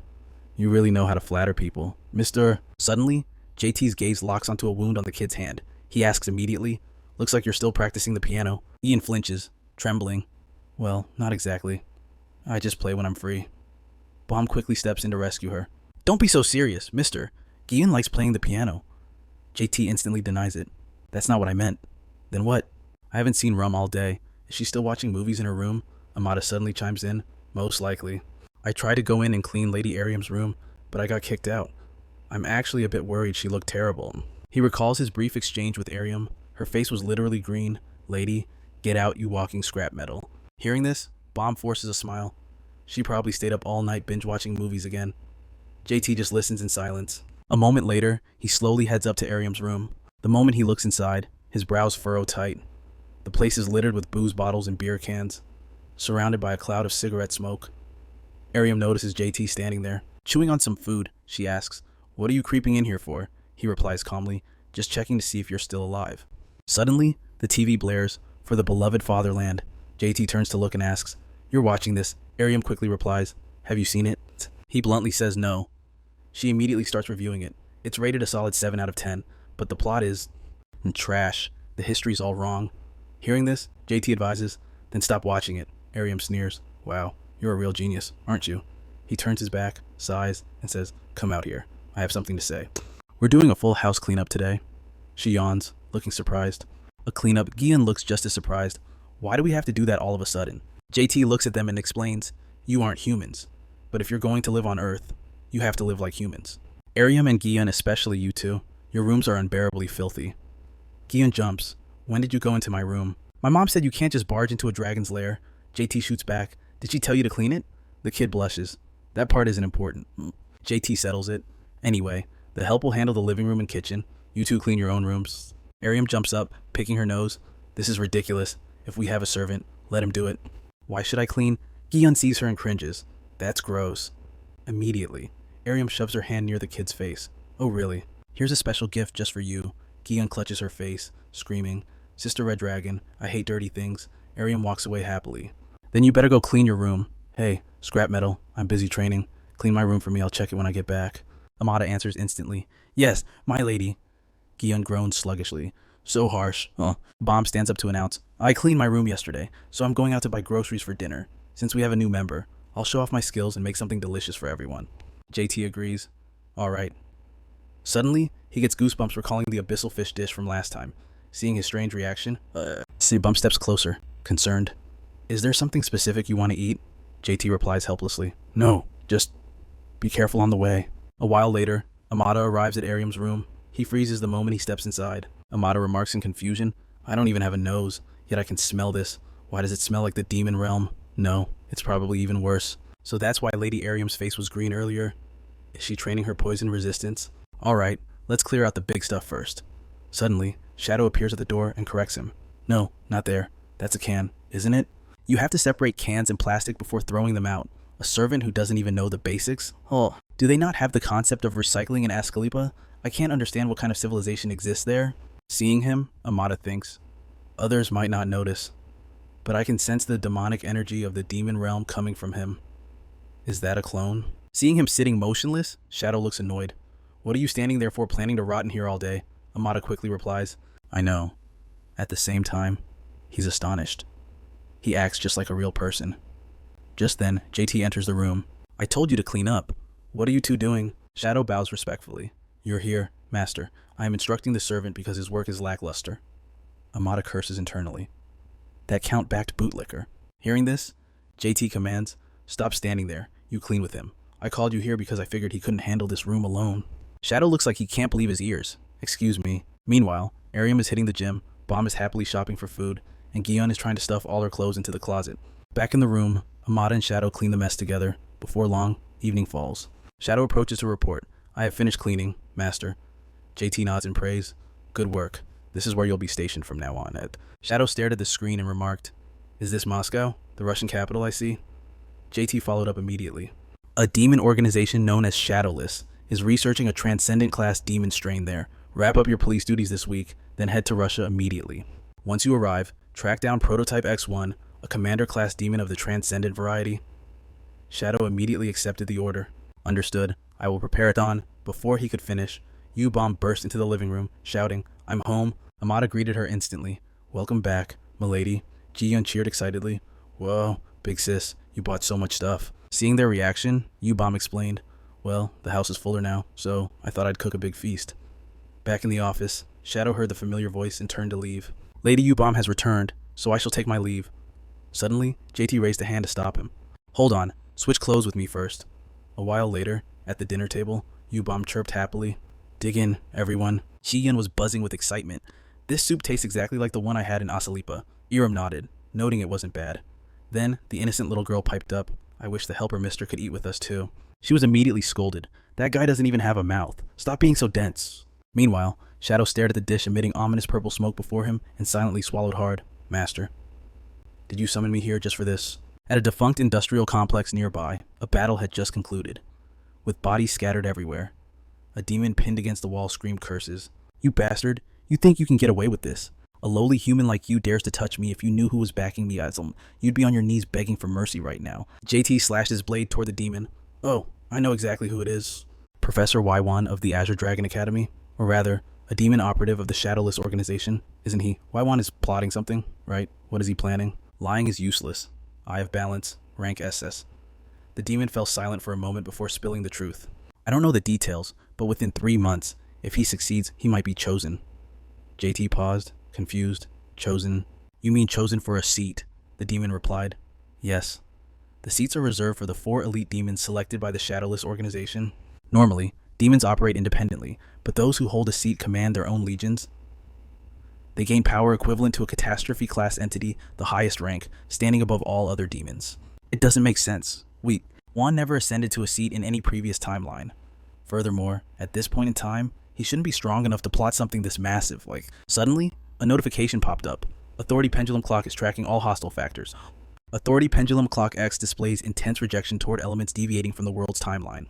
Target Demon Y1, an entity from outside the timeline, harboring hatred for the regression, has intervened in this current cycle. Y1 exists as a culmination of the most perfect fragments from countless past loops, escaping the flow of regression. JT scowled. First the Dragon Guardians, and now Y1. It seems he can interfere with anything related to me. Suddenly, the demon's voice snapped him back to reality. Hey, that's all I know, but if you let me live, I can help you find more information. I have a sick mother waiting for me at home. I won't betray you, please. As the last word left his lips, his head went flying from his body. JT looked down at him coldly. I already told you, your lies don't work on me. Of course, even if you told the truth, you still had to die. An instruction rank S. The next morning, in a lush green park, JT strolled while calculating internally. If that plan is enough to put Y1 on a seat, it must be on a massive scale. Then there's a high chance it's related to L. He suddenly remembered what Y1 had said to Arium. We want you to be the Academy's representative at the year-end festival. Recalling this gave him a hunch. The year-end festival, if that's connected to his plan. Suddenly, a loud noise caught his attention. The baby is so cute. JT looked up toward a bench and spotted the familiar figures of Go-Wai and U-Bomb. 2 other girls were showering them with praise. I've never seen such an adorable baby. What's her name? U-Bomb smiled awkwardly. Her name is Yu-Go-Ui. The girl squealed. Even the name is pretty. It matches her hair color perfectly. How old is Go-Wai now? Just then, noticing JT approaching, U-Bomb called out happily. Uncle. He stared daggers at the 2 girls. Do you have business with this child? Seeing JT's terrifying expression, the girls shrank back in fear. No, nothing at all. A few minutes later, silence returned. U-Bomb looked at him curiously. I haven't seen you all day, Uncle. Where did you go? JT flinched slightly. I had some private business. Why are you out here with Go-Ui? U-Bomb explained honestly. I've been sick lately, so I couldn't spend time with Go-Ui. School starts tomorrow, and I'm worried I won't have much time to be with her after that. JT nodded. I see. In the peaceful silence that followed, U-Bomb quietly gazed at him. Meanwhile, JT's eyes never left Go-Ui. Suddenly, U-Bomb spoke up. Hey, Uncle? Did you know? Look at us. We seem just like a real family. Don't you think Uncle Gyeul is your daughter, and I'm her mom? While Gyeul was busy admiring the fountain nearby, Bomb dropped that bombshell. Jae-Tai instantly tensed up. Seeing his reaction, Bomb fought back a laugh. She slapped him on the shoulder, teasing. I'm just messing with you, why so serious? Jae-Tai shot her a glare. If you're going to keep talking nonsense, just go home. He stood up and scooped Gyeul into his arms. Having fun, sweetie. Bomb followed silently behind them. Soon enough, the new semester arrived, and the streets filled with students showing off their fresh uniforms. They were all heading toward the same academy. Gyeul was practically vibrating with excitement, munching on a piece of toast. I'm finally going to school. What classes are you taking? Unnie, I really hope we have some together. Bomb replied cheerfully. I'm taking superhuman studies, literature, magic theory, and sociology. By the way, Gyeul. Why are you running around with toast in your mouth? Didn't you already eat breakfast? The girl grilled her. Gyeul gasped. You don't know. Mom said if I run into someone while holding toast on my first day, that person will be my fated partner. I'm gonna meet the love of my life today. Yoriam smirked, bursting her bubble. Nope, you just bumped into me. Does that make me your soulmate? Gyeul looked horrified. But you're a girl. Yo-Reum snatched the toast from her hand and shrugged. So what, I've seen enough American movies to know girls can do whatever they want together. Gayul stood there, frozen in shock. My toasts. After polishing off of the stolen snack, Yo-Reum turned to ask, by the way, where's he been all morning? Didn't he promise to come see us off? Bomb quickly covered for him. He said he had to stop by the academy office to check some records first. Yo-Reum narrowed her eyes suspiciously. He wasn't home yesterday either. You think he's secretly dating someone? Bomb instantly broke into a cold sweat. No, definitely not. He's not that kind of person. Bomb stammered. Gale looked at her, concerned. Unnie, are you okay? You're sweating buckets. Who are those guys? Yo-Reum asked, squinting. They don't look like students. She realized quickly. Reporters. Has to be. Probably looking for the top-ranking freshman. Bomb seized the chance to escape. Alright, bye guys, I'm heading to class. Suddenly, the reporters began buzzing. Is that Cadet Yo-Reum? It is the one who beat up Sophia and said that word. That's her, the one with the red hair. Yo-Reum immediately sensed the vibe shifting. Shit. Just as she feared, the swarm of reporters lunged at her. Cadet Yo-Reum, it is you, isn't it? Can we get a quote? Look over here, Cadet You. Just a few words. Gayul, terrified by the mob, cowered behind Yo-Reum's back. What is wrong with you people? Yo-Reum roared. Shut the hell up, goddammit. I guess my answer last time wasn't clear enough for you vultures. Fine then, I'll take you all on, bring it. She was ready to brawl with the trashy reporters. Meanwhile, back at the house, Gayul woke up groggily. Amada walked in to find her sitting by the front door, waiting. He muttered to himself, why does this feel so awkward? Amada recalled Jai's instructions from that morning. The kids are off to school, and I have business to attend to. It's just you and Gayul today. Watch her for me. Amada rubbed his temples, feeling a migraine coming on. I never thought I'd get a mission harder than cleaning the entire estate. I've never taken care of a kid in my life. Amada gathered his courage and tried to use his softest voice. Little Gayul, the young ladies and the master won't be back until this evening, so let's stop waiting by the door and go find somewhere comfy to relax, okay? Gayul stared at him for a long moment, then turned her head right back to the door, being completely ignored. Amada felt a wave of embarrassment. Well, this is humiliating. He turned away, shoulders slumped. I should probably just go clean something. Suddenly, an idea struck him. Amada thought it over seriously, then turned back and called out, Hey, Gayul, do you want to read some comic books with me? A bit later, they were sitting together in the living room. Gayul actually seemed pretty interested. Seeing this, Amada breathed a sigh of relief. Thank God, she likes comics. He offered, How about I read it to you? This one is called My Father is a Fairy. Once upon a time, in a deep forest. Wait, if it's an ancient forest from that era, it must be a primeval forest from before the demonic age. That was where Dolson and her father lived. It seems her mother had passed away. But that's fine, having a father alive was lucky enough back then. In those days, having even one surviving parent was a miracle. Before bed, Dolson's father would always tell her stories of the old days. Sounds interesting. Right? Those old stories? They must be about the Great War. So, this is actually a hardcore chaotic war genre, isn't it? One morning, Dolson woke up to find that her father wasn't home. Did he go out to find her a new mother back then? Kidnapping female prisoners of war to make them wives was a common custom. After all, Dolson must have been thrilled to get a new mom. Anyway, Dolson... Amada was reading passionately when he felt Gayul's judging eyes on him. He paused. What's wrong? Gayul, do you not like this story? She silently pointed to a corner of the room. Then she pointed to a few other spots. Moments later, Amada was sitting quietly in the corner as ordered, while Gayul happily read the comic by herself. At the same time, over at the school, Bomb was lost in some random thoughts as the warm sunlight began to bathe the school gates. Just then, a car rolled up slowly. Once it came to a halt, a pair of legs stepped out with graceful elegance. Instantly, the male students whipped their heads around, staring in a complete daze. Her name was Gong Ju-hee, a descendant of the Gong clan, one of the top 3 swordsmanship schools in all of Korea. But she was way more interested in beauty than swinging a sword. Ju-hee dabbed at her face with a powder puff, grumbling. Training makes me sweat buckets. It ruins my whole makeup look. Why are there so many reporters gathered over there? Don't tell me they're all waiting for me. Secretary Kim, you know I hate drawing attention. Go handle it. Secretary Kim scanned the crowd before reporting back. I don't think they are here for you, miss. Ju-hee snapped back, annoyed. Then who on earth are they here for? Move it. She shoved past a reporter, who grunted in irritation at being pushed. What the hell? The moment she saw the scene in front of her, Ju-hee's jaw dropped. Huh, she's so pretty. Over on this side, Ki-yoon looked totally confused. Iriam, why is that guy acting as your chair? Iriam crossed her arms and replied, Who knows? He wanted to do it himself. You good down there, bro? Don't blame me if you get hurt later. Okay.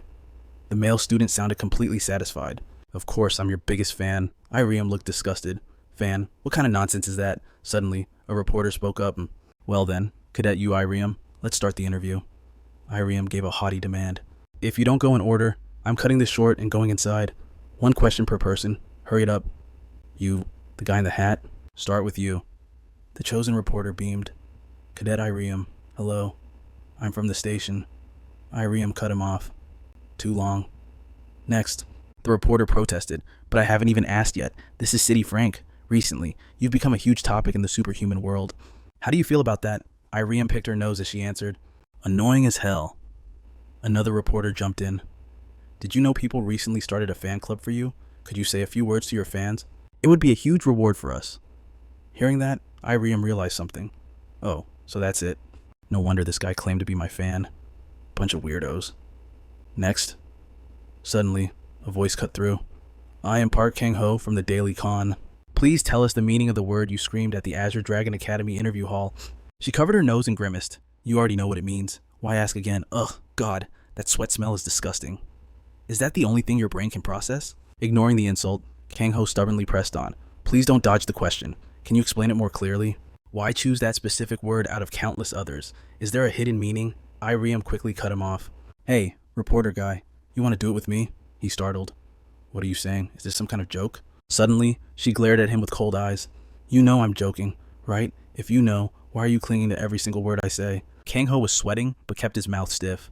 You are young, so you don't have much experience. This is just our job as reporters. I'll answer seriously so I can write my article. Iriam snapped. Hey, that is enough. My patience has a limit. Ki-yoon saw the tension and tried to mediate. Iriam, just ignore him. Let's go inside, okay? At the same time, Kang-ho's camera captured Iriam's savage snarl. He secretly got excited. Yes, keep being aggressive like that. The views are gonna skyrocket. Not enough, though. I should provoke her a little more, right? Thinking that, Kang-ho taunted her. If you keep acting like this, I will write the article based on my own interpretation. For example, adorable new student Yu Iriam demands sex with a reporter right in front of the school gate. Iriam clenched her fist. Suit yourself. Write whatever you want. But I will kill you before you can publish a single word. Ki-yoon screamed in panic. Iriam, no. Just as Iriam's fist flew forward, someone intercepted it. It was JTT. Seeing the danger pass, Ki-yoon let out a huge sigh of relief. You really showed up at the right time, old man. JT looked at Iriam and complained. Causing trouble the moment you arrive at school. She immediately got angry. It is not my fault. It is this pig's fault. Before she could finish, JD hoisted her up. She struggled, pounding on his back repeatedly. What are you doing? Put me down. Despite the tantrum, JT spoke calmly. The interview ends here, and don't publish a single article about this. An aura of energy radiated from his body, freezing everyone in place. The power was so immense that the ground cracked beneath them. Camera equipment started smoking instantly, making the reporters cower in fear. To the side, Iriam's eyes went wide in shock. After handling the situation, JT slowly continued walking. If you don't want to be late on your very first day, get moving. Ki-yoon hurriedly followed behind. Yes, sir. Meanwhile, in the back, Juhi asked, dumbfounded. Did you see what just happened? Secretary Kim stayed silent for a moment before speaking. I will investigate which clan that kid belongs to. She cut him off immediately. No, that blonde girl, her boobs were absolutely massive. Class began, and all the cadets were present. Professor Kai quickly greeted them. It is a pleasure to meet you all. The man introduced himself cheerfully. I am Professor Kai, and I'll be in charge of your swordsmanship class. Today, we'll cover the history of the blade and the proper mindset of a true swordsman. While he spoke with passion, Yelriam sat below, groaning with a face full of misery. Mindset seriously, just teach us how to fight already. JT was actually surprised she was still there. He glanced over and said, You surprised me. I thought you would have gotten bored and bailed by now. She shot back coldly. Are you kidding? I can sit through entire seasons of boring soap operas? You know why. I have to stick it out until I can smash that guy in the hooded armor. Just wait. I'm gonna crush him with my bare hands. Suddenly, seeing him sitting there in class with her struck her as odd. She interrogated him. Hey, why are you in my class anyway? Go hang out with your own age group. JT replied flatly, You know exactly why. Elriam grimaced, realizing he was basically babysitting her. Come on, I haven't caused any trouble. I've been a total angel lately. Seeing her selective memory at work, JT reminded her, Did you already forget almost punching that reporter's face in earlier? Mentioning him made her blood boil again. She cursed. Damn it, that fat pig provoked me first.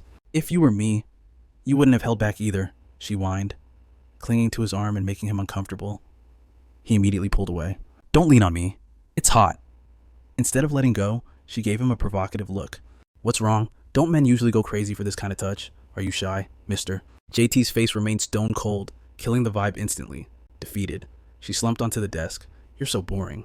JT agreed. Studying is always boring. But he had misunderstood. She corrected him immediately. I wasn't talking about school. She turned to him, looking utterly drained. If you're going to kidnap someone, you should at least be interesting. You looked crazy at first. So I thought my life would be full of thrills. I didn't sign up for playing house. JT, still missing her point, replied flatly. It's only the first day of school. Isn't that exciting enough? She shot up, furious. Not that kind of excitement I'm talking about, fighting, killing, drinking booze after a victory. That's the stuff I like. Her outburst caught Professor Kai's attention. Suddenly, he was standing right next to her. He smiled. Student Elrium, causing chaos on your first day, I have a perfect solution for students like you. Behind that smile, his eyes were razor sharp. You and your guardian will stay after class. Class ended quickly. Everyone left, leaving only Elrium behind. The punishment cleaning every single wooden sword in the department. Staring at the mountain of weapons, she gritted her teeth. Son of a bitch. She stood up, threw a sword to the ground, and screamed. Damn it. The more I think about it, the madder I get. Why do I have to clean this crap? I'd rather just get beaten up. In complete contrast, JT sat there calmly polishing a sword. Stop whining and just get it done. Then, she had an idea. Hey, why don't we call the helper that guy loves cleaning? JT shot it down instantly. And who would watch Gooey? She slumped. Ugh, right. That useless little green thing can't do anything. Another random thought popped into her head. She turned to JT. Hey, I've been wondering. Did you actually go to school when you were a kid? I didn't have time for a proper education. He answered immediately. She giggled. So you're a mess like me. No time to study is the oldest excuse in the book. His next words shut her up instantly. It was wartime. I was too busy trying to survive. She looked away, awkward, then snapped back. Are you messing with me? If that's true, then what does that make me? Sucking on a lollipop, she glanced over at him. Is your life even fun? He looked at her and replied flatly, not really. She crouched down, digging deeper. Then why do you look so dead inside? If I was as strong as you, I wouldn't live such a boring life. Is it because you're so powerful that nothing excites you anymore? Even with this brat pestering him, JT remained calm. Life goes on. I can't just give up. She didn't get it at all. In fact, she totally missed the point. Is that some kind of edgy teenager quote? Realizing she was too naive to understand, JT dropped it, stopped talking and keep cleaning. By the time they finished, it was pitch black. They headed home to find the house bustling as always. U-Bomb was playing with little Gooey, and Amada was mopping the floor. Elrium flopped down and started playing with the Rubik's Cube. Once that's done, I just twist it like this to match the sides, right? Amada wouldn't stop scrubbing and spinning around. Finally, she snapped, hurling a Rubik's Cube right at his face and screaming, Hey, you walking scrap heap? Why do you keep hovering around me? I can't focus. Innocent Amada had no choice but to apologize. I'm sorry, miss, before retreating inside, feeling totally dejected. Meanwhile, Urium flopped onto the sofa, muttering under her breath. Ugh, I'm so useless. Seeing her like that, U-Bomb asked with concern. You look really frustrated today. Is it because of that reporter incident this morning? Urium replied flatly, just a little, but honestly, so. I've just lost interest in everything lately, probably because I haven't had a good fight in ages. Urium. U-Bomb just blurted out her name, but it made her jump in panic. Did you just call me by my name, Urium? Are you okay? Do you need to go to the hospital or something? Urium snapped back, bombarded by questions. What? Would you prefer I call you Hey You or something? But she quickly regained her composure, sat up, and got straight to the point. Forget it. That doesn't matter. Tell me, what do you live for? U-Bomb and Go-Yui stared at her blankly. Then, Bomb turned and whispered to the kid, Go-Yui, I think your sister Urium has finally hit puberty. She didn't whisper at all, so Urium heard every word. She immediately roared. I heard that. You know, don't act like you understand life with that head of yours, looking like a patch of grass. That question was for JT. I asked that guy what he lives for, and do you know how he answered? He said, life goes on, so I can't give up. U-Bomb exclaimed, wow, that sounds exactly like something our uncle would say. But Urium was still baffled. But how can a human live such a boring life forever? Living is about enjoying the thrill. If you don't feel joy, what's the point of living? Look at this little yellow monkey here. He's happy enough to die just from eating good food. And that little green-haired girl over there hugs a raggedy teddy bear and smiles like she's won the lottery. After hearing her analysis, U-Bomb offered a different perspective. Maybe he's lying. Who knows? Maybe there is something he likes. Urium heard that and deadpanned. You're really just like that old man. U-Bomb looked confused. In what way? Urium replied instantly. You're both unpredictable. And super boring, too. After saying that, she couldn't help but burst out laughing. Even though she was called boring, U-Bomb didn't react much. Really, accepting Urium's assessment, she simply changed the subject. So, what do you think would make him happy? At that question, U-Bomb immediately had an idea. There actually is one thing. Did you know our uncle gets embarrassed really easily? Urium's face practically had subtitles running across it. What kind of nonsense is that? That guy is clearly a cold-blooded, emotionless freak. But U-Bomb explained. Is that how you see it, actually? I thought so at first too. but he has these unexpectedly cute reactions sometimes. Ugh. She giggled foolishly just thinking about JT. This expression terrified Urium, who immediately demanded, "What the hell? What is that creepy smile for?" Next thing she knew, U-Bomb was pinned down and tickled mercilessly. "Don't tell me you two are doing something shady behind our backs." U-Bomb laughed until her stomach hurt. "Stop it, Tickles." Just then, a high-pitched voice rang out. "Hey, sisters." Yugi Yoon flew down from the upper floor, announcing, "I've got hot news. It's totally shocking. The entire student body at Lee is talking about you, and you've even got a fan club now." Urium asked skeptically. "What the hell is a fan club?" Yugi Yoon thought she was bringing down shocking news. Why? But the scene right in front of her eyes was even more shocking. Her eyes went wide, realizing what it looked like. She immediately covered her face and ran away screaming, "Nothing. Never mind. You two just carry on." Urium realized the kid had misunderstood and roared, "Hey, what kind of dirty things are you imagining right now?" Another day passed, and morning came again. JT was currently changing his clothes to get ready for work. Suddenly, the door burst open. U-Bomb peeked in softly. "Uncle, I have something I want to ask you." She had walked in right while he was changing. U-Bomb hurriedly slammed the door shut and shouted from the hallway, "I'm so sorry, I should have knocked first." But JT didn't really mind these things. He spoke up coolly. "What is it? I'm dressed now. You can come in." The door opened slowly. U-Bomb asked hesitantly, "Uncle, could you go somewhere with me today?" JT kept his face as cold as ice, asking back, "Go with you? That's sudden." U-Bomb replied with a pouty voice, "Well, normally you only ever go out with Urium and go ooey." "I've never been out with you. Not even once." He immediately responded, "That's because of those two. One of them beats up anyone she bumps into." Oh. Odd claiming I love violence, and the other is so innocent he can't tell right from wrong. His eyes just light up whenever he sees food. Chanting, "Fried chicken? Fried chicken. You want to eat fried chicken with me?" Thinking back on it, JT could only sigh. Then he said, "Forget it." Just then, the two characters he just mentioned appeared. Yugi Yoon, chewing loudly, asked, "Sister Bomb, are you going to school?" She was immediately scolded by Urium. "Swallow your food before you talk." U-Bomb didn't hide anything. She cheerfully announced, "I'm asking Uncle out on a date." The word date stunned the little girl, but Urium was a bit sharper. "She just means going out with her guardian." Realizing that was probably it, Yugi Yoon nodded, but then she immediately changed her attitude and turned to interrogate JT. "Now that I think about it, Uncle, you really never go anywhere with Sister Bomb. Don't tell me you're favoring me and Urium." He denied it immediately. "That's not it." But the little girl just continued innocently. "Favoritism isn't good, you know, but I get it. My mom used to see like 100 human men at once, but there were always 2 or 3 she liked a little bit more than the rest." Elream burst into laughter upon hearing that. "Your mom is pretty bold." "Huh," Gi-yeon chimes in right away. "Don't you agree, sister?" U-Bomb spins around immediately, pouting with a sulky face. "If that's the setup, does that make me just one of the 97 rejects you dumped?" Since JT has zero experience with romance, he's completely clueless about the situation. He asks blankly, "What do you mean?" She complains, voice full of grievance. "I'm the one you caught first, yet you don't pay any attention to me. It's like once you catch the fish, you don't bother feeding it anymore. I'm the only one being abandoned here." Seeing her distress, Gi-yeon jumps in to comfort her. "Poor Sister Bomb, Mister is such a jerk." Among the 4 of them, Elroom is the most rational. She explains coolly to JT, "I understand why you have to stick to us like glue, but we aren't going to cause trouble anymore. So go with her. Besides, you can't monitor us 24/7. Trust Elrium to find a way." "Finally," he agrees. "Fine." U-Bomb's expression instantly transforms, lighting up as if her master plan just succeeded. The scene shifts to the school, where the class is in full swing. U-Bomb's presence attracts a lot of attention. "Is that the famous Elrium's older sister? I think her name is U-Bomb." "Seriously, I heard she got a perfect score on the entrance interview." "Really? Which family is she from?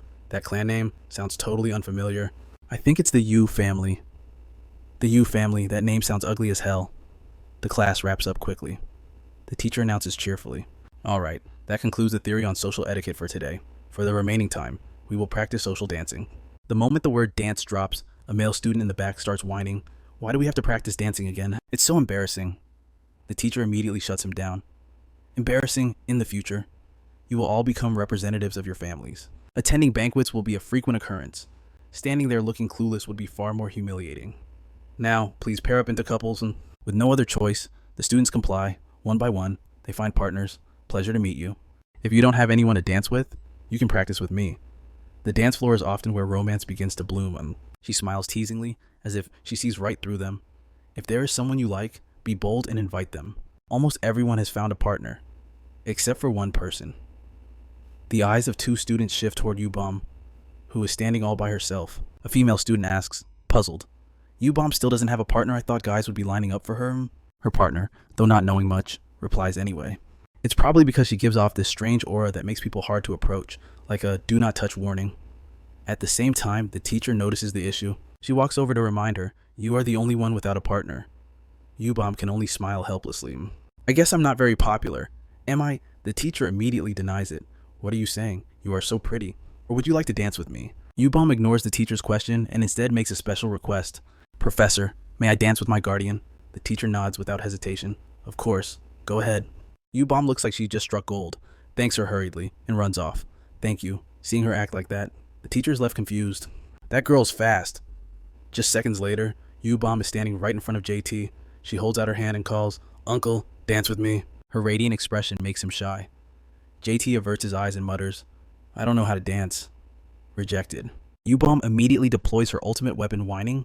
So you're planning to leave me alone, just stranded and lonely in the middle of this dance hall? Out of options, JT has to agree. Soon enough, the dance practice begins. The teacher stands in the center, guiding the couples. All right, let's take it slow. Hold your partner's hand. 3, 2, 1. Meanwhile, over at U-Bomb's side, there is still a bit of a problem. After hearing the teacher's command, she looks at JT, but his arm keeps raising and lowering, hesitating. U-Bomb, being sharp, notices instantly. She leans in close to tease him. Uncle, are you shy about touching me? Even though JT denies it verbally, his reaction says everything. No, I'm not. So she takes the initiative, grabbing his hand to comfort him. Don't worry. Holding hands won't instantly connect our souls or anything. And don't be lazy. This counts toward my grade. JT remains a man of few words, replying with just 2. Got it.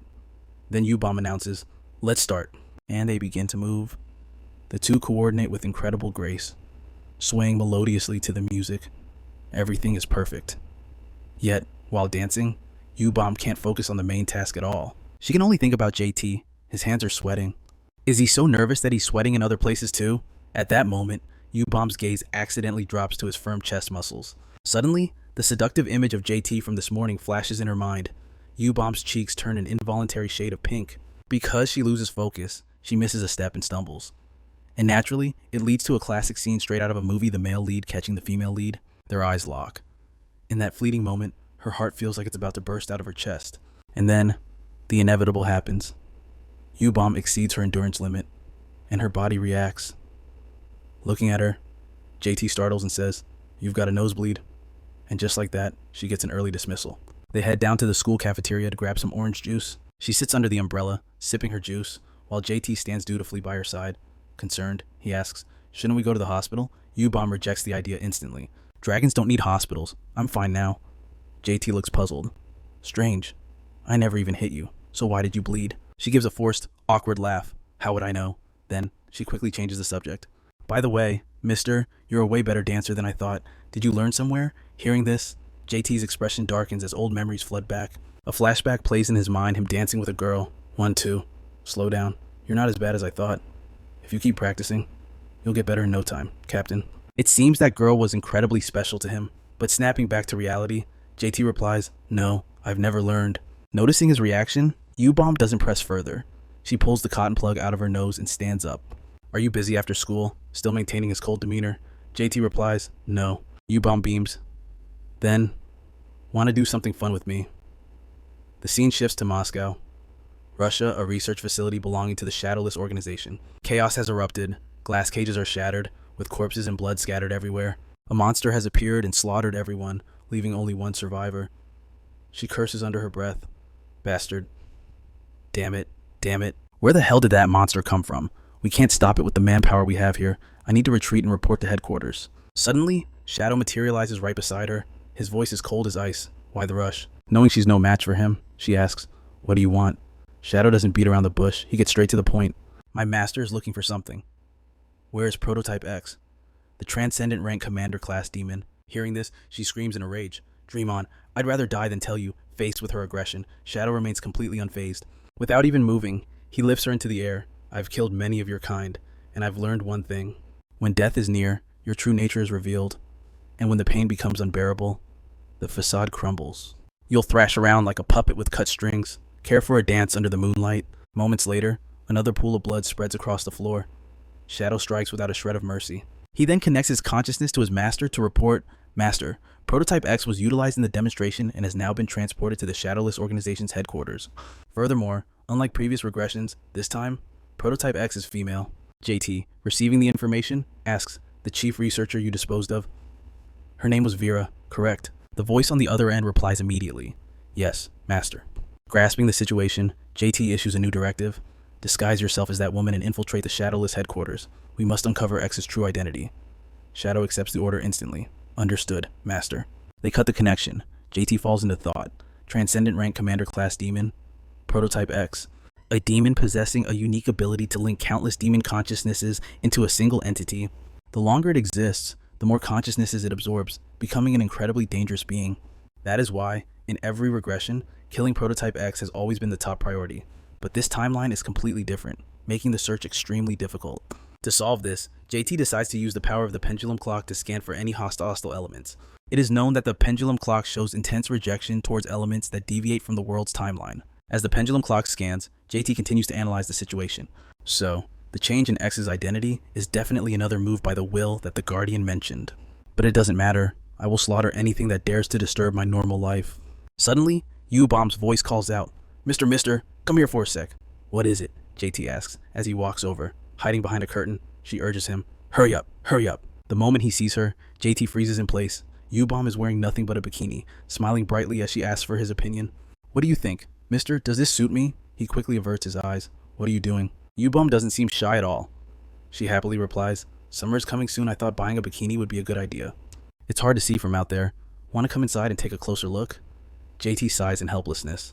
So this is your idea of something fun? Just this nonsense? U-Bomb puts on an innocent face. What, I think it's fun? But a second later, she seems to realize something and quickly accuses him. Don't tell me you're thinking dirty thoughts. Ugh, adults are the worst. JT quickly cuts her off. Stop teasing me. They continue their walk, but U-Bomb clings to the topic like a leech. Even after they leave the store, she keeps circling back to it. Mister? Be honest. You really wanted to look, didn't you? JT denies it flatly. No. But U-Bomb obviously doesn't buy it. She dismisses his answer immediately. Oh, please. How could you not want to look? Should I just buy the whole place? U-Bomb chirped, her innocent rambling continuing until JT looked visibly drained. He cut in with a flat voice. Had enough fun. Let's go. That finally snapped U-Bomb back to reality. She confessed honestly. Actually, I came here to buy gifts for the kids. Goen's teddy bear is torn to shreds. Remember, I planned to get her a new one, and I figured I'd grab gifts for the others while I'm at it. JT immediately asked, so, what are you getting the rest of them? U-Bomb was surprisingly sharp about this. She rattled off, Gyun only cares about clothes and looks, nothing else. I'm getting her a really nice wallet so she won't feel insecure when she hangs out with friends. As for Ariam, I asked her yesterday, but she said the thing she wants is a bit awkward. Forget it. Then, U-Bomb assigned tasks to JT. I'll go find gifts for Gyun and Ariam. You picked something for Goen. Okay. They split up, and as she watched his retreating back, U-Bomb looked like she was calculating something. Will he be okay? A moment later, JT was standing in front of a toy store. The female owner scanned him the moment he walked in. Based on his height and build, he looked like late 20s, early 30s, a model, maybe a soldier. He was incredibly handsome, unaccompanied by a woman, and had that clueless look in his eyes. Clearly, he knew nothing about children's toys. Guys like this were walking wallets, spotting fresh prey. The owner jumped up, rushed over to JT, and flashed a beaming smile. Picking a gift for the child. How old is the little one? JT answered instantly. About 4 years old. Seizing the momentum, the owner dug for more info. That's such a cute age. Is it for your daughter? JT denied it. Not my child, but it is a girl. Hearing his clumsy reply, the owner chuckled. So, you're the uncle then. I rarely see uncles shopping for gifts alone. She'll definitely love it, but your taste is a little weak. You know, listen, for a 4-year-old, role-playing sets are much better than simple plushies. Playing together really helps bond emotionally. Plus, if you buy this doctor set, the other sets are 10% off. Want to see more? Hearing her description, JT thought of Goen, and just as expected, he walked right into the trap. I'll leave it to you then. That was all she needed. The owner turned away to celebrate her jackpot. Moments later, a stack of gifts taller than JT's head was packed and ready. It looks like a lot, but it's all essential for emotional development. You won't regret it. Paying by card, JT didn't haggle at all, pushing the stack aside and pulling out his wallet. The moment she saw the card, the owner couldn't hide her shock. That was a black card only issued to VIP families. No wonder he bought everything she suggested. The more she looked at this man, the more attractive he became. Oh my. And no ring on his finger either. Should I try to seduce him? Money really was the ultimate filter. She immediately switched to a cutesy voice. So, do you have a girlfriend? Just then, U-Bomb suddenly appeared. She casually linked her arm through his and called out, Hey, you bought this much. Seeing their intimacy, The shop owner froze, questioning herself. Is she his girlfriend? Wait, that's a school uniform. That meant she wasn't just a girlfriend. She had overheard their entire conversation. Didn't we say we were buying for Goen a teddy bear? Why is it all plastic toys? Seeing this, the owner exclaimed. Oh, so you're his little sister. She might not be used to these sets at first, but before she could finish, Yubum cut her off cold. Goen hates sets like this. She won't like it. With just one sentence, all the owner's hard work went down the drain. Still, she had to maintain professionalism. I see. Yubum walked around the shop and picked out a single bear. This looks much better. It's just like her old one. This won't confuse her. JT spoke up in his defense. I intended to buy that one initially. Yubum hugged the bear, smiling at the owner. This gets the VIP discount, right? Soon, night fell. They returned home, and the three girls' eyes lit up the moment they saw the gifts. Is this really for me? Everyone accepted their gifts, but Gyun had the most extreme reaction. She hugged the box and screamed. I was just planning to buy a wallet, Sister Yubum. Uncle, I love you guys to death. Goen got her teddy bear. So, what did Big Sister Ariam get? Ariam opened her package and replied, Me, it's an adult toy. Hey, you little monkey, come here and let me test this out on you. She definitely has weird hobbies. Gyun hurriedly refused. I don't want to in that house. Little Goen was the only quiet one. The other two were already getting physical to express their gratitude. But they weren't the only ones with gifts. Yubum suddenly pulled out a fourth present. Uncle, I got this for you. JT opened the box. This is... She quickly explained. I noticed everyone in class wears a tie, so I bought you a new one. Later, when I earn my own money, I'll buy you a full suit. He looked at the new tie and spoke slowly. Thanks. Then JT looked at Yubum, puzzled. You should have bought something for yourself too. The girl smiled and replied, Actually, I did buy something. He asked curiously, What is it? She tilted her head, smiling with flushed cheeks, but in the end, Yubum wouldn't reveal it. She simply said, I'll show you another time. So, that gift she mentioned was the bikini from earlier. A few weeks later, early in the morning, Amada was summoned to JT's room. You summoned me, sir. As JT adjusted his outfit, he dished out orders. I'll be away for about 3 days. Make sure you look after Goy while I'm gone. Amada couldn't help but ask, Are you traveling far? JT glanced at him, gave a non-committal grunt, and dropped another bomb. And Irium is coming with me. The scene shifts to the demon lab, where a massive crowd is gathered. A glowing purple circle materializes in midair. Everyone present is fully armored up, ready to commence the experiment. It's finally starting. The anti-demon combat simulation. This is a survival battle lasting 3 days and 2 nights, pitting students against each other inside a virtual dungeon. Students are divided into 3-man squads and receive orders from a guardian. This process is known as the operation. The term originates from elite monster hunting squads, which always rely on a tactical commander. Here, the guardian fills that role. So this is why JT and Irium left home. Far from being afraid, she looks absolutely thrilled, watching the other kids trembling in their boots. Look at them shaking. These rookies have clearly never seen real combat before. Seeing her mocking others, JT cuts in. Irium, you don't have time to slack off like this. This isn't a solo raid. To clear the simulation, we need a 3-man squad. She sighs, rolling her eyes. I know, but I'm only teaming up with people I actually like. Just then, someone approaches, catching Irium's eye. Hisaki Sojiro and Kim Jin step forward, Sojiro speaking up timidly. Excuse me, if you don't have a team yet, could we join you? Irium screams instantly. Get lost, you useless trash. However, JT doesn't turn them away. What are your names? Both quickly introduce themselves. I'm Hisaki Sojiro, and I'm Kim Jin. They bow deeply, pleading earnestly. We promise to do our best. We absolutely won't drag you down. Irium ignores their plea, yelling at the top of her lungs. Are you deaf? I said get lost. You little runts. You guys look weak as hell. Ignoring her protest, JT accepts the team up. Fine by me. Irium whips around to question him. Hey, who gave you permission to add them to my squad? JT is already used to dealing with her tantrums. He coldly replies, if you don't like it, go find another team yourself. It's a simple statement, but it instantly shuts down Irium's hostility. Finding a new team is such a pain. She accepts it, but turns to warn the 2 newcomers. Listen up, weaklings. If you dare get in my way while I'm fighting, I will kill you myself. Sojiro smiles cheerfully. Thank you. Suddenly, a massive hand flies out, slamming straight into Sojiro's head. Johnny barks arrogantly. Hey, trash, didn't I tell you that if I saw your face again, you were dead? Sojiro is so weak he's tearing up from the pain, but he doesn't dare scream, only apologizing. I'm sorry. But Johnny isn't done. After bullying Sojiro, he turns his sights on Kim Jin. Your pathetic boyfriend already apologized. Aren't you going to say anything? He shoves her head down, commanding her, speak. Seeing him bullying the weak, his teammates in the distance laugh and call out, Johnny, the Guardians are watching. Don't go too overboard. But the guy doesn't know the meaning of fear. He smirks. Overboard? What's overboard? Adults don't give a damn about orphans anyway. Johnny grabs a fistful of Kim Jin's hair and yanks it upward, making her wince in pain. Hey, show your face. You look gloomy enough as it is. She tries to struggle. Don't touch me, but it's no use. He just keeps mocking her. An orphan daring to talk back. Just then, their unexpected savior steps in. Iriam looms over Johnny and asks, "What's an orphan?" Her sudden appearance makes him jump. This girl, Iriam from the Yu family. She's the craziest one of them all.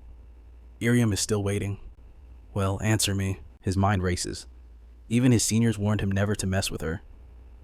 You know Iriam from the Yu family. Be especially careful around that girl. Realizing this, Johnny quickly lets go of Kim Jin and flashes a fake, friendly smile at Iriam. You don't know what an orphan is? It's kids without guardians. In other words, trash with no backup. Just filthy peasants. He gestures dismissively toward the two victims as he speaks. Iriam finally nods in understanding. You think she's about to help, but she turns on her own teammates instead. Oh, is that right? Damn it, why do I have to be in a squad with these beggars? Hearing this, Johnny rushes over and drapes his arm around Iriam's shoulder, acting like they're old pals. Don't tell me you're actually teamed up with them. Why would a powerhouse like you hang out with these idiots? Why don't you join our team instead? I can make space for you. His teammates behind him immediately protest. Johnny, what the hell are you saying? But Johnny ignores them, thinking he has a shot. Getting close to this girl could be huge for me. She seems to have a personality just like mine. I just need to play my cards right. But reality is a cruel mistress. Iriam doesn't waste another word. She delivers a brutal punch straight to his face. The shocking scene leaves the entire crowd stunned, their faces twisted in absolute disbelief. You want to die, Iriam snapped. Hey, mushroom head, who gave you permission to touch me? You think we're buddies or something? Who do you think you are, standing on my level, filthy trash? POW one hit, and blood instantly gushed from his nose. Terrified, he didn't dare say a word. He just swallowed his pride, cursing internally. This crazy B-titch. Humiliated. Johnny slinked back to his team, but Iriam wasn't finished. She screamed after him. If I see your face again, you're dead. He kept his mouth shut, trembling with rage. Just you wait. Damn it. Witnessing her tyranny, Sojiro and Jin were totally freaked out, while JT could only let out a helpless sigh. Once everyone gathered, Combat Professor JT took charge. Listen up, I'm explaining the rules. You're split into 50 teams, each starting at a different location now.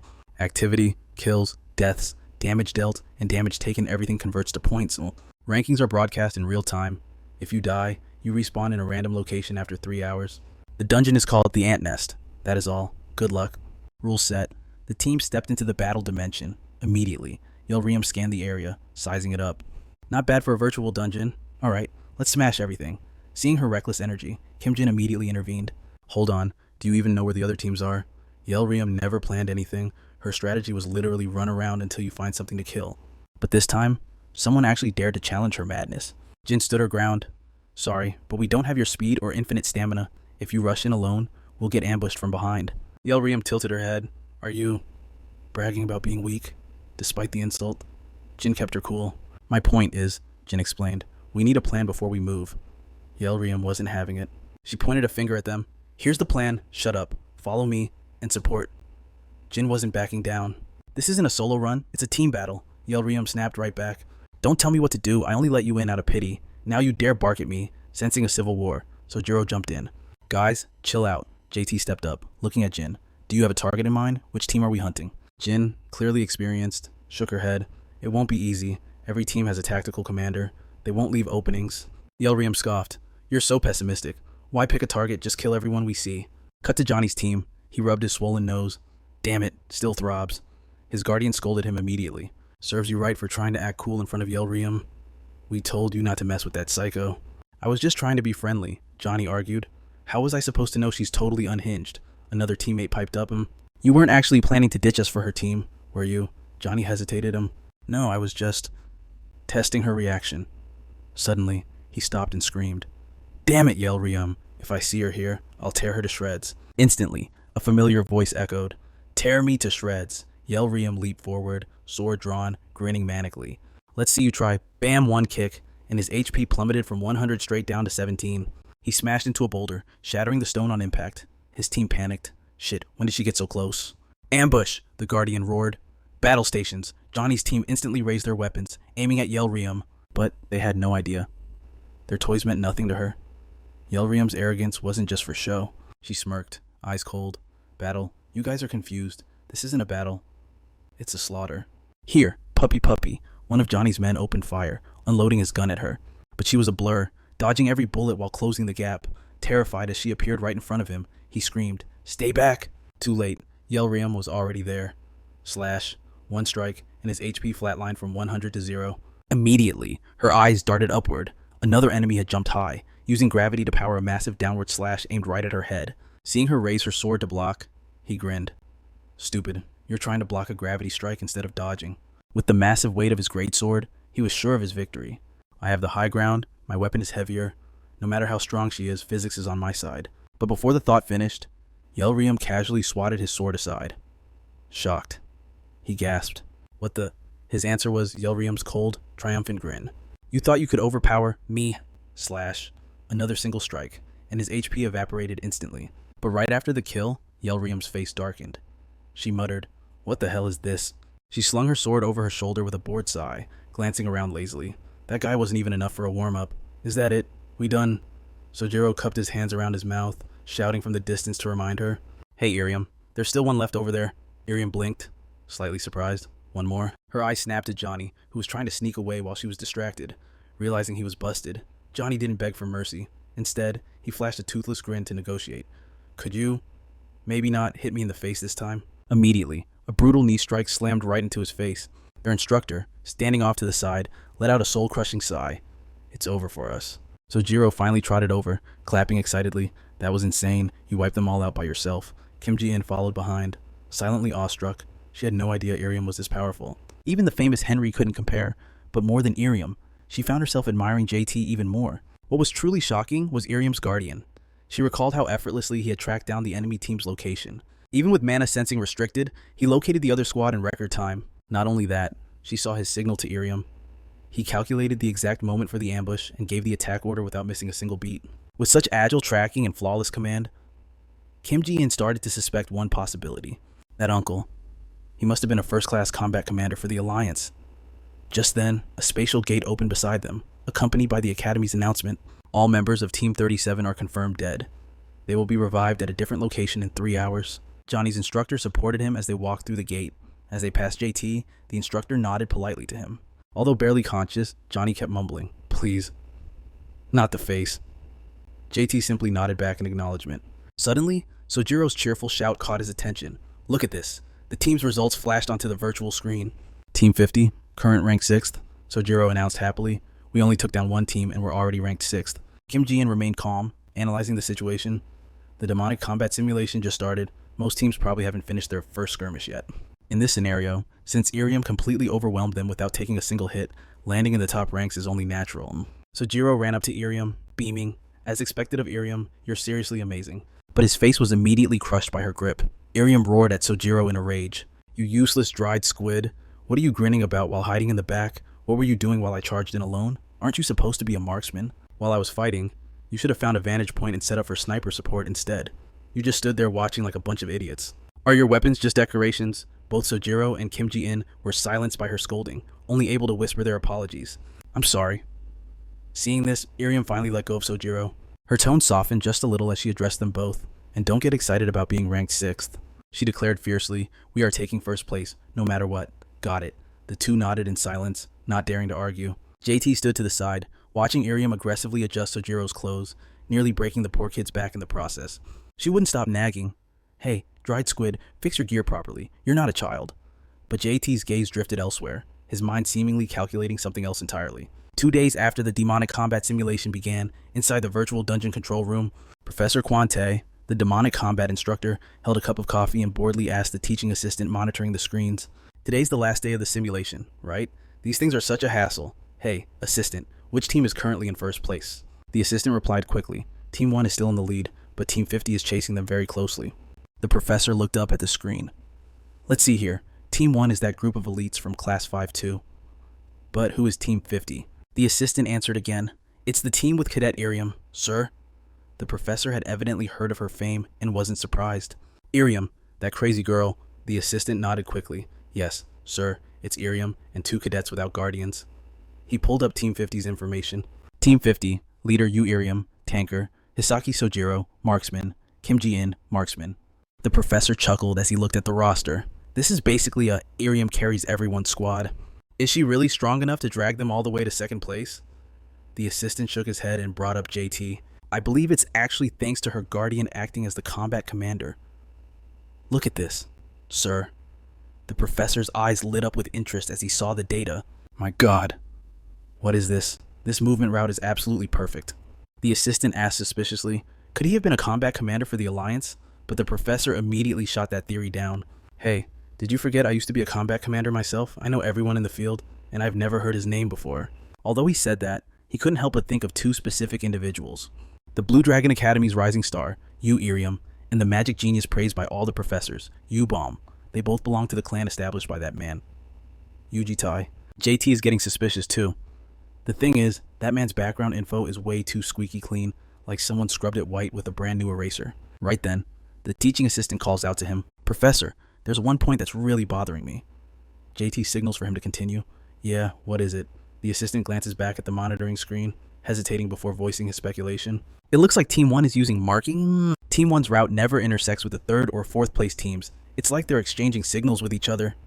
JT listens, then immediately corrects him with a serious tone. Hey, assistant, are you a sports referee or something? The comment leaves the assistant baffled, staring at him blankly. Pardon. JT has to spell it out for him. Our subject is real combat. In a situation with no external comms, conveying intentions to allies isn't cheating, it's tactics. Well, shouldn't we be praising them instead? Flustered, the assistant stammers back. Oh, right. I hadn't thought of it that way. But then, JT's voice drops, turning cold. However, if they meet up and don't fight, now that would be cheating. Inside the simulation battle, Elam smashes her fist into the wall in a rage. Son of a bitch! She spins around, glaring at Sojiro and Jin.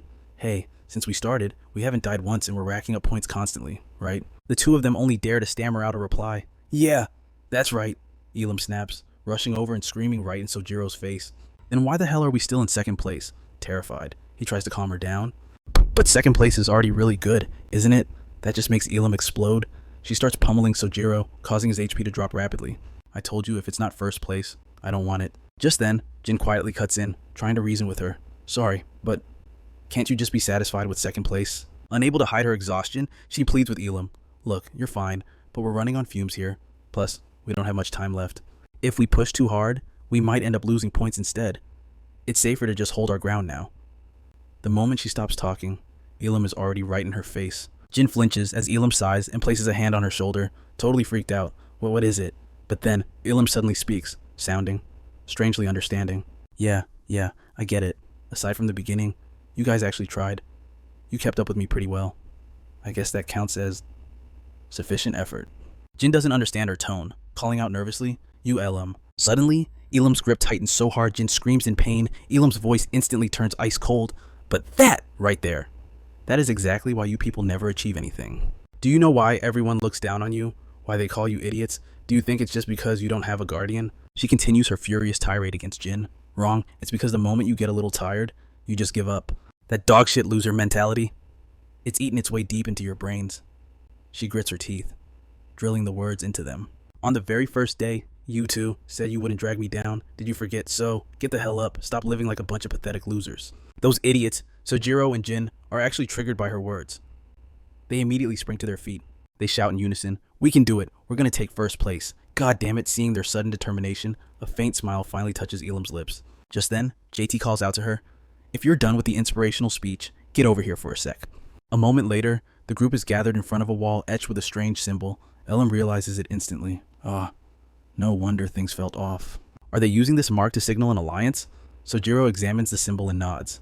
I checked another spot, and there was a similar mark there too. He recalls something he overheard during the assembly. Thinking back, I think I heard about this somewhere. Some upperclassmen formed an alliance to avoid fighting each other. Sojiro looks at the mark on the wall and deduces this mark. They must have left it behind. Jin, still uncertain, reminds the group. But that's just a suspicion. We don't have any solid proof. She offers a suggestion. Maybe we should report this to the admins. It's not too late to do it now.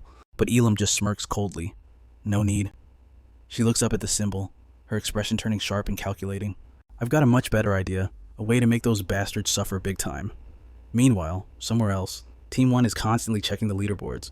Current ranking Team 1 is first place. A fat blonde guy on the team checks the time on the notification screen.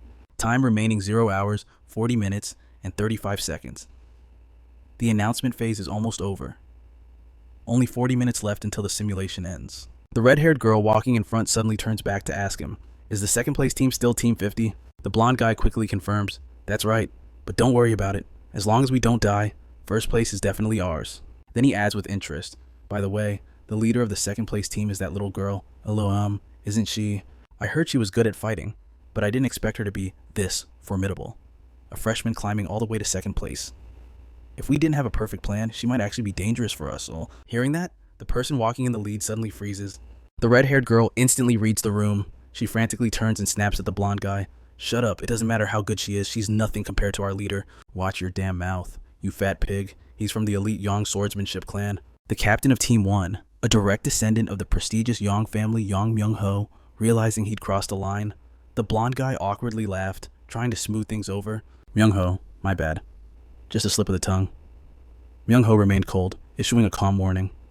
"Don't get comfortable, the exam isn't over yet." He looked calm on the outside, but inside he was burning with determination. "It doesn't matter how strong Arium is. My only goal is taking first place in this exam to finally get the family head's recognition." Rage bubbled up as he thought of him. "Just wait.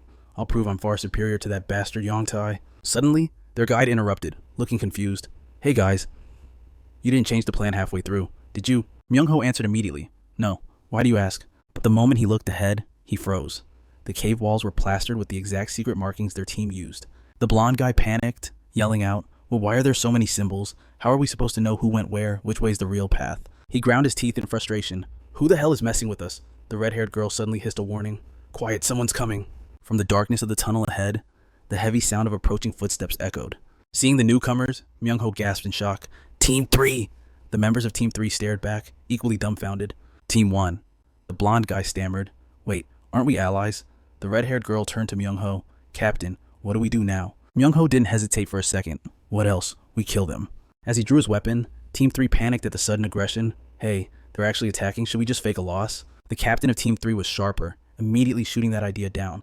"Idiot, do you think Professor Kwan is stupid?" He hesitated, unsure, before cursing and making a call. "Damn it, just fight." At his command, both teams charged, clashing in a chaotic melee. Meanwhile, high up on a cliff, Arium's group watched the show with amusement. Look at them tearing each other apart. Sojiro stared down in disbelief. I can't believe this plan actually worked." Arium grinned, excited. "Want to bet on who wins?" Flashback to a few minutes earlier. Sojiro and Jin had looked at Arium in total confusion, used their own signs against them. Arium pointed to the markings on the wall. "Exactly. We don't need to know what they mean. We just need to copy them everywhere until they can't tell the difference, and their route will get messed up, and their alliance will collapse. Simple as that." Following her lead, Sojiro and Jin ran around, scribbling fake symbols all over the walls. "While you do that, I'll go solo and hunt for points. And if I run into the top-ranked team, I'll crush them." Jin hesitantly raised a hand. Quick question. What if we bump into another team while wandering around?" Arium anticipated this. She pointed at Jay. "Coward. I'll lend you this old guy. He'll guide you so you can hide." JT protested, offended. "Am I some kind of object to you?" But Arium just looked at him coolly. "Well, is my plan solid or not?" JT paused, then reluctantly nodded. "It's solid." "Validated." Arium smirked. "I know, right? My plan is god tier." The others were left speechless at her arrogance. Back to the present. Myung-ho finally struck down the Team 3 captain. A notification popped up, Team 3 eliminated. The red-haired girl clutched her wounded shoulder, wincing. "Captain, I'm sorry. I'm out." He replied without emotion. "It's fine. We wiped out Team 3, so our score just went up. If we just survive like this." Suddenly, a voice cut him off. "Who said you get to survive?" Myung-ho snapped to attention. "Who's there?" Arium leaped from the cliff, landing with a dramatic flare. "You ask who I am in this chaotic world. I'm the real villain, baby." Her entrance froze the air in the cave. Complete silence. Arium faced Myung-ho calmly. He stared back, suspicion growing. Was she the one who ruined my plan? His eyes darted up to the cliff. They came from above. Sojiro peeked over the edge. "Arium, we've got your back." Seeing the others, Myung-ho let out a cold laugh. He immediately barked an order to the blonde guy. "Woo, you can still move, right? There are 2 more up there. Go deal with them, huh?" The blonde guy hesitated, clearly unwilling. "Can't we just retreat if we stall? We win anyway." Myung-ho's voice dropped dangerously low. "Woo." He glared, eyes threatening. "Don't make me repeat myself." Woo shut his mouth instantly, but internally, he was cursing him out. Damn it, who does he think he is? Finally, he gritted his teeth and agreed. "Fine, I'll be right back." With a single leap, the brute vaulted up the cliff where Sojiro and Jin were hiding. Seeing their terrified faces, He cracked a grin. Sup, homies, and cracked his knuckles as he slowly advanced. I'm a busy man, so let's make this quick and painless. Yeah. The two screamed in unison, spinning around to flee. Run! W roared from right behind them. Where the hell do you think you're going? He zoomed past JT, chasing them down, high above. Urim heard the screams and smirked. Look at that flying pig. But she snapped back to reality, drawing her sword just in time to block a sneak attack from Myung-ho, who had lunged while she was distracted. He growled, his voice low and dangerous. Now isn't the time to look away. Urim shoved him back with a powerful swing. As he regained his footing, Myung-ho sneered. Your name is Urim, right? I'm surprised you managed to ruin my plans. I'll give you credit for that. You're not just a brute who only knows how to use her fists. Urim retorted with pure disdain. You call ganging up on people a tactic. Myung-ho scoffed arrogantly. Give it up, Struggle all you want, but first place belongs to the Yong clan. Urim swung her sword with confidence. Not a chance. You Yongs are only good for second place, she declared boldly, glancing up at JT, who was watching calmly from above. Because first place belongs to the Yu clan, elsewhere. Sojiro and Jin were running for their lives with W hot on their heels. The thugs screamed in rage. Be good little brats and stand still. Jin, running ahead, tried to encourage Sojiro, who was lagging behind. Just hold on a little longer. That pig just finished a fight. He's got to be hurt. We'll counterattack when he runs out of gas. But Sojiro was gasping for air, eyes rolling back, mouth hanging open as he stammered. Huh. What did you say? I can't hear you anymore. His zombie-like face terrified Jin. Oh, you scared me. You look like you just lost 10 years of your life. Sojiro wheezed out. Jin, just run. I can't run anymore. Jin tried to motivate him with a threat. Don't give up. Do you want to die by Urim's hands instead? Sojiro suddenly gritted his teeth. No, I'm not giving up. I'm leaving the rest. To you and Urim. He spun around, firing an arrow straight at W, making the big guy flinch in surprise. In that moment, Sojiro remembered his past of being bullied, pouring every ounce of his frustration into this one shot. I'm sick of being looked down on just because I have no guardian, and I'm weak. He drew the bowstring tight. I'm done running. But the arrow flopped pitifully halfway to its target. All three of them froze. Finally, Sojiro broke the awkward silence. He panicked, shouting, I guess. My arms are tired from breaking those seals earlier. B reacted instantly, leaping forward and punching Sojiro in the face. Scared the crap out of me. You little That single punch knocked Sojiro out cold. Jin pulled her weapon, screaming, You idiot, Sojiro! But W instantly grabbed her face, slamming her entire body against the wall. Where do you think you're going? After pinning her down, he sneered, Hey, I read your file. You and that dried fish guy? No guardians, right? You trash got dragged to rank 2 and actually thought you were special. Jin suddenly let out a jagged laugh. Only rank 2. Oh, you paused, confused by her reaction. Jin's voice turned ice cold. Sorry to break it to you. Her eye began to glow. Activating her skill, Snake Eye, she declared. We care more about first place. The mana gun in her hand glowed, aimed right at W. He panicked, screaming, Wait. Instinctively, he raised his hand to block and dodged. But the shot fired straight up into the air. You saw the miss, and exhaled, relieved. Holy shit. That scared me. He then mocked her. Jin, your mana gun aim is trash. You want first place with that. Know your place. But she just smiled coldly. What do you mean? I used it exactly right. Her eyes shifted to the massive boulder falling from above. In a split second, it crushed W's head.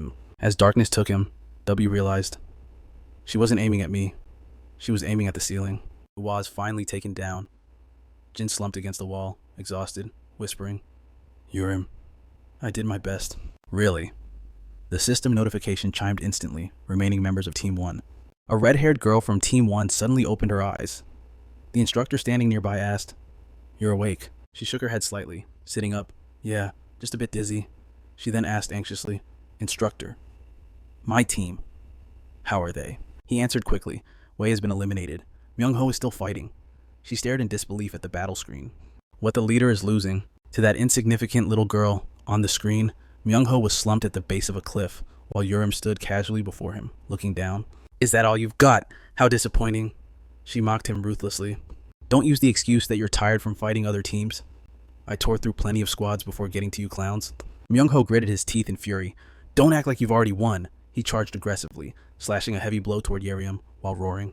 A lowly family dares to have such guts, but instantly, a hand clamped down heavily on top of his head.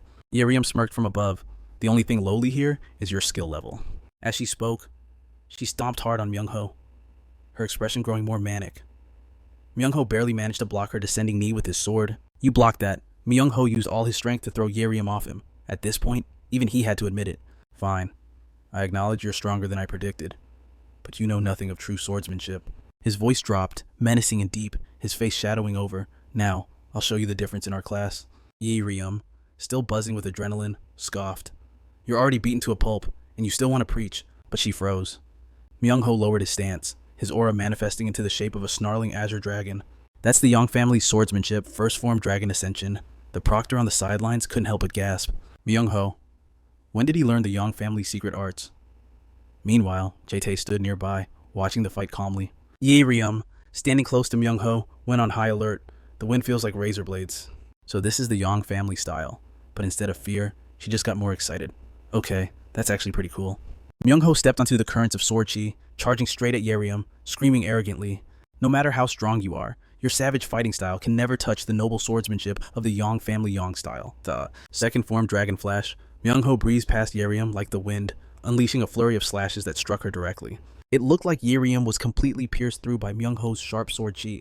While he was busy muttering to himself in triumph, I didn't expect to use my swordsmanship here for the first time. Myung-ho recalled his days of grueling training. For years, I've suffered in silence to manifest the dragon blade. He gripped the hilt tightly. Dragon. He thought proudly. Real combat is the perfect proof. Now the elders will finally acknowledge me. I've always been better than that bastard Yang Tae-ha. But suddenly, he realized he was holding only the bottom half of a broken sword. Myung-ho panicked. Where's my sword? A chilling voice answered him. It's right here. Yi Ryum appeared behind him like the Grim Reaper, casually mocking him. Hey, you bragged so much about your noble swordsmanship that I actually got curious. Myung-ho whipped around, his heart pounding in shock. That crazy girl. How does she have my blade? The tip of Myung-ho's sword was clamped tightly between Yi Ryum's teeth.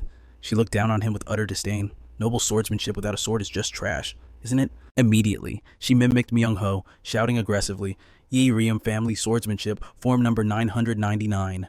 Grand slam smash. Yi Ryum blasted Myung-ho away with a single strike, leaving him cursing internally as he flew. Shit, that's not swordsmanship. Myung-ho was beaten unconscious, but Yi Ryum was panting heavily too. She stumbled, barely standing, yet grinned triumphantly. First place.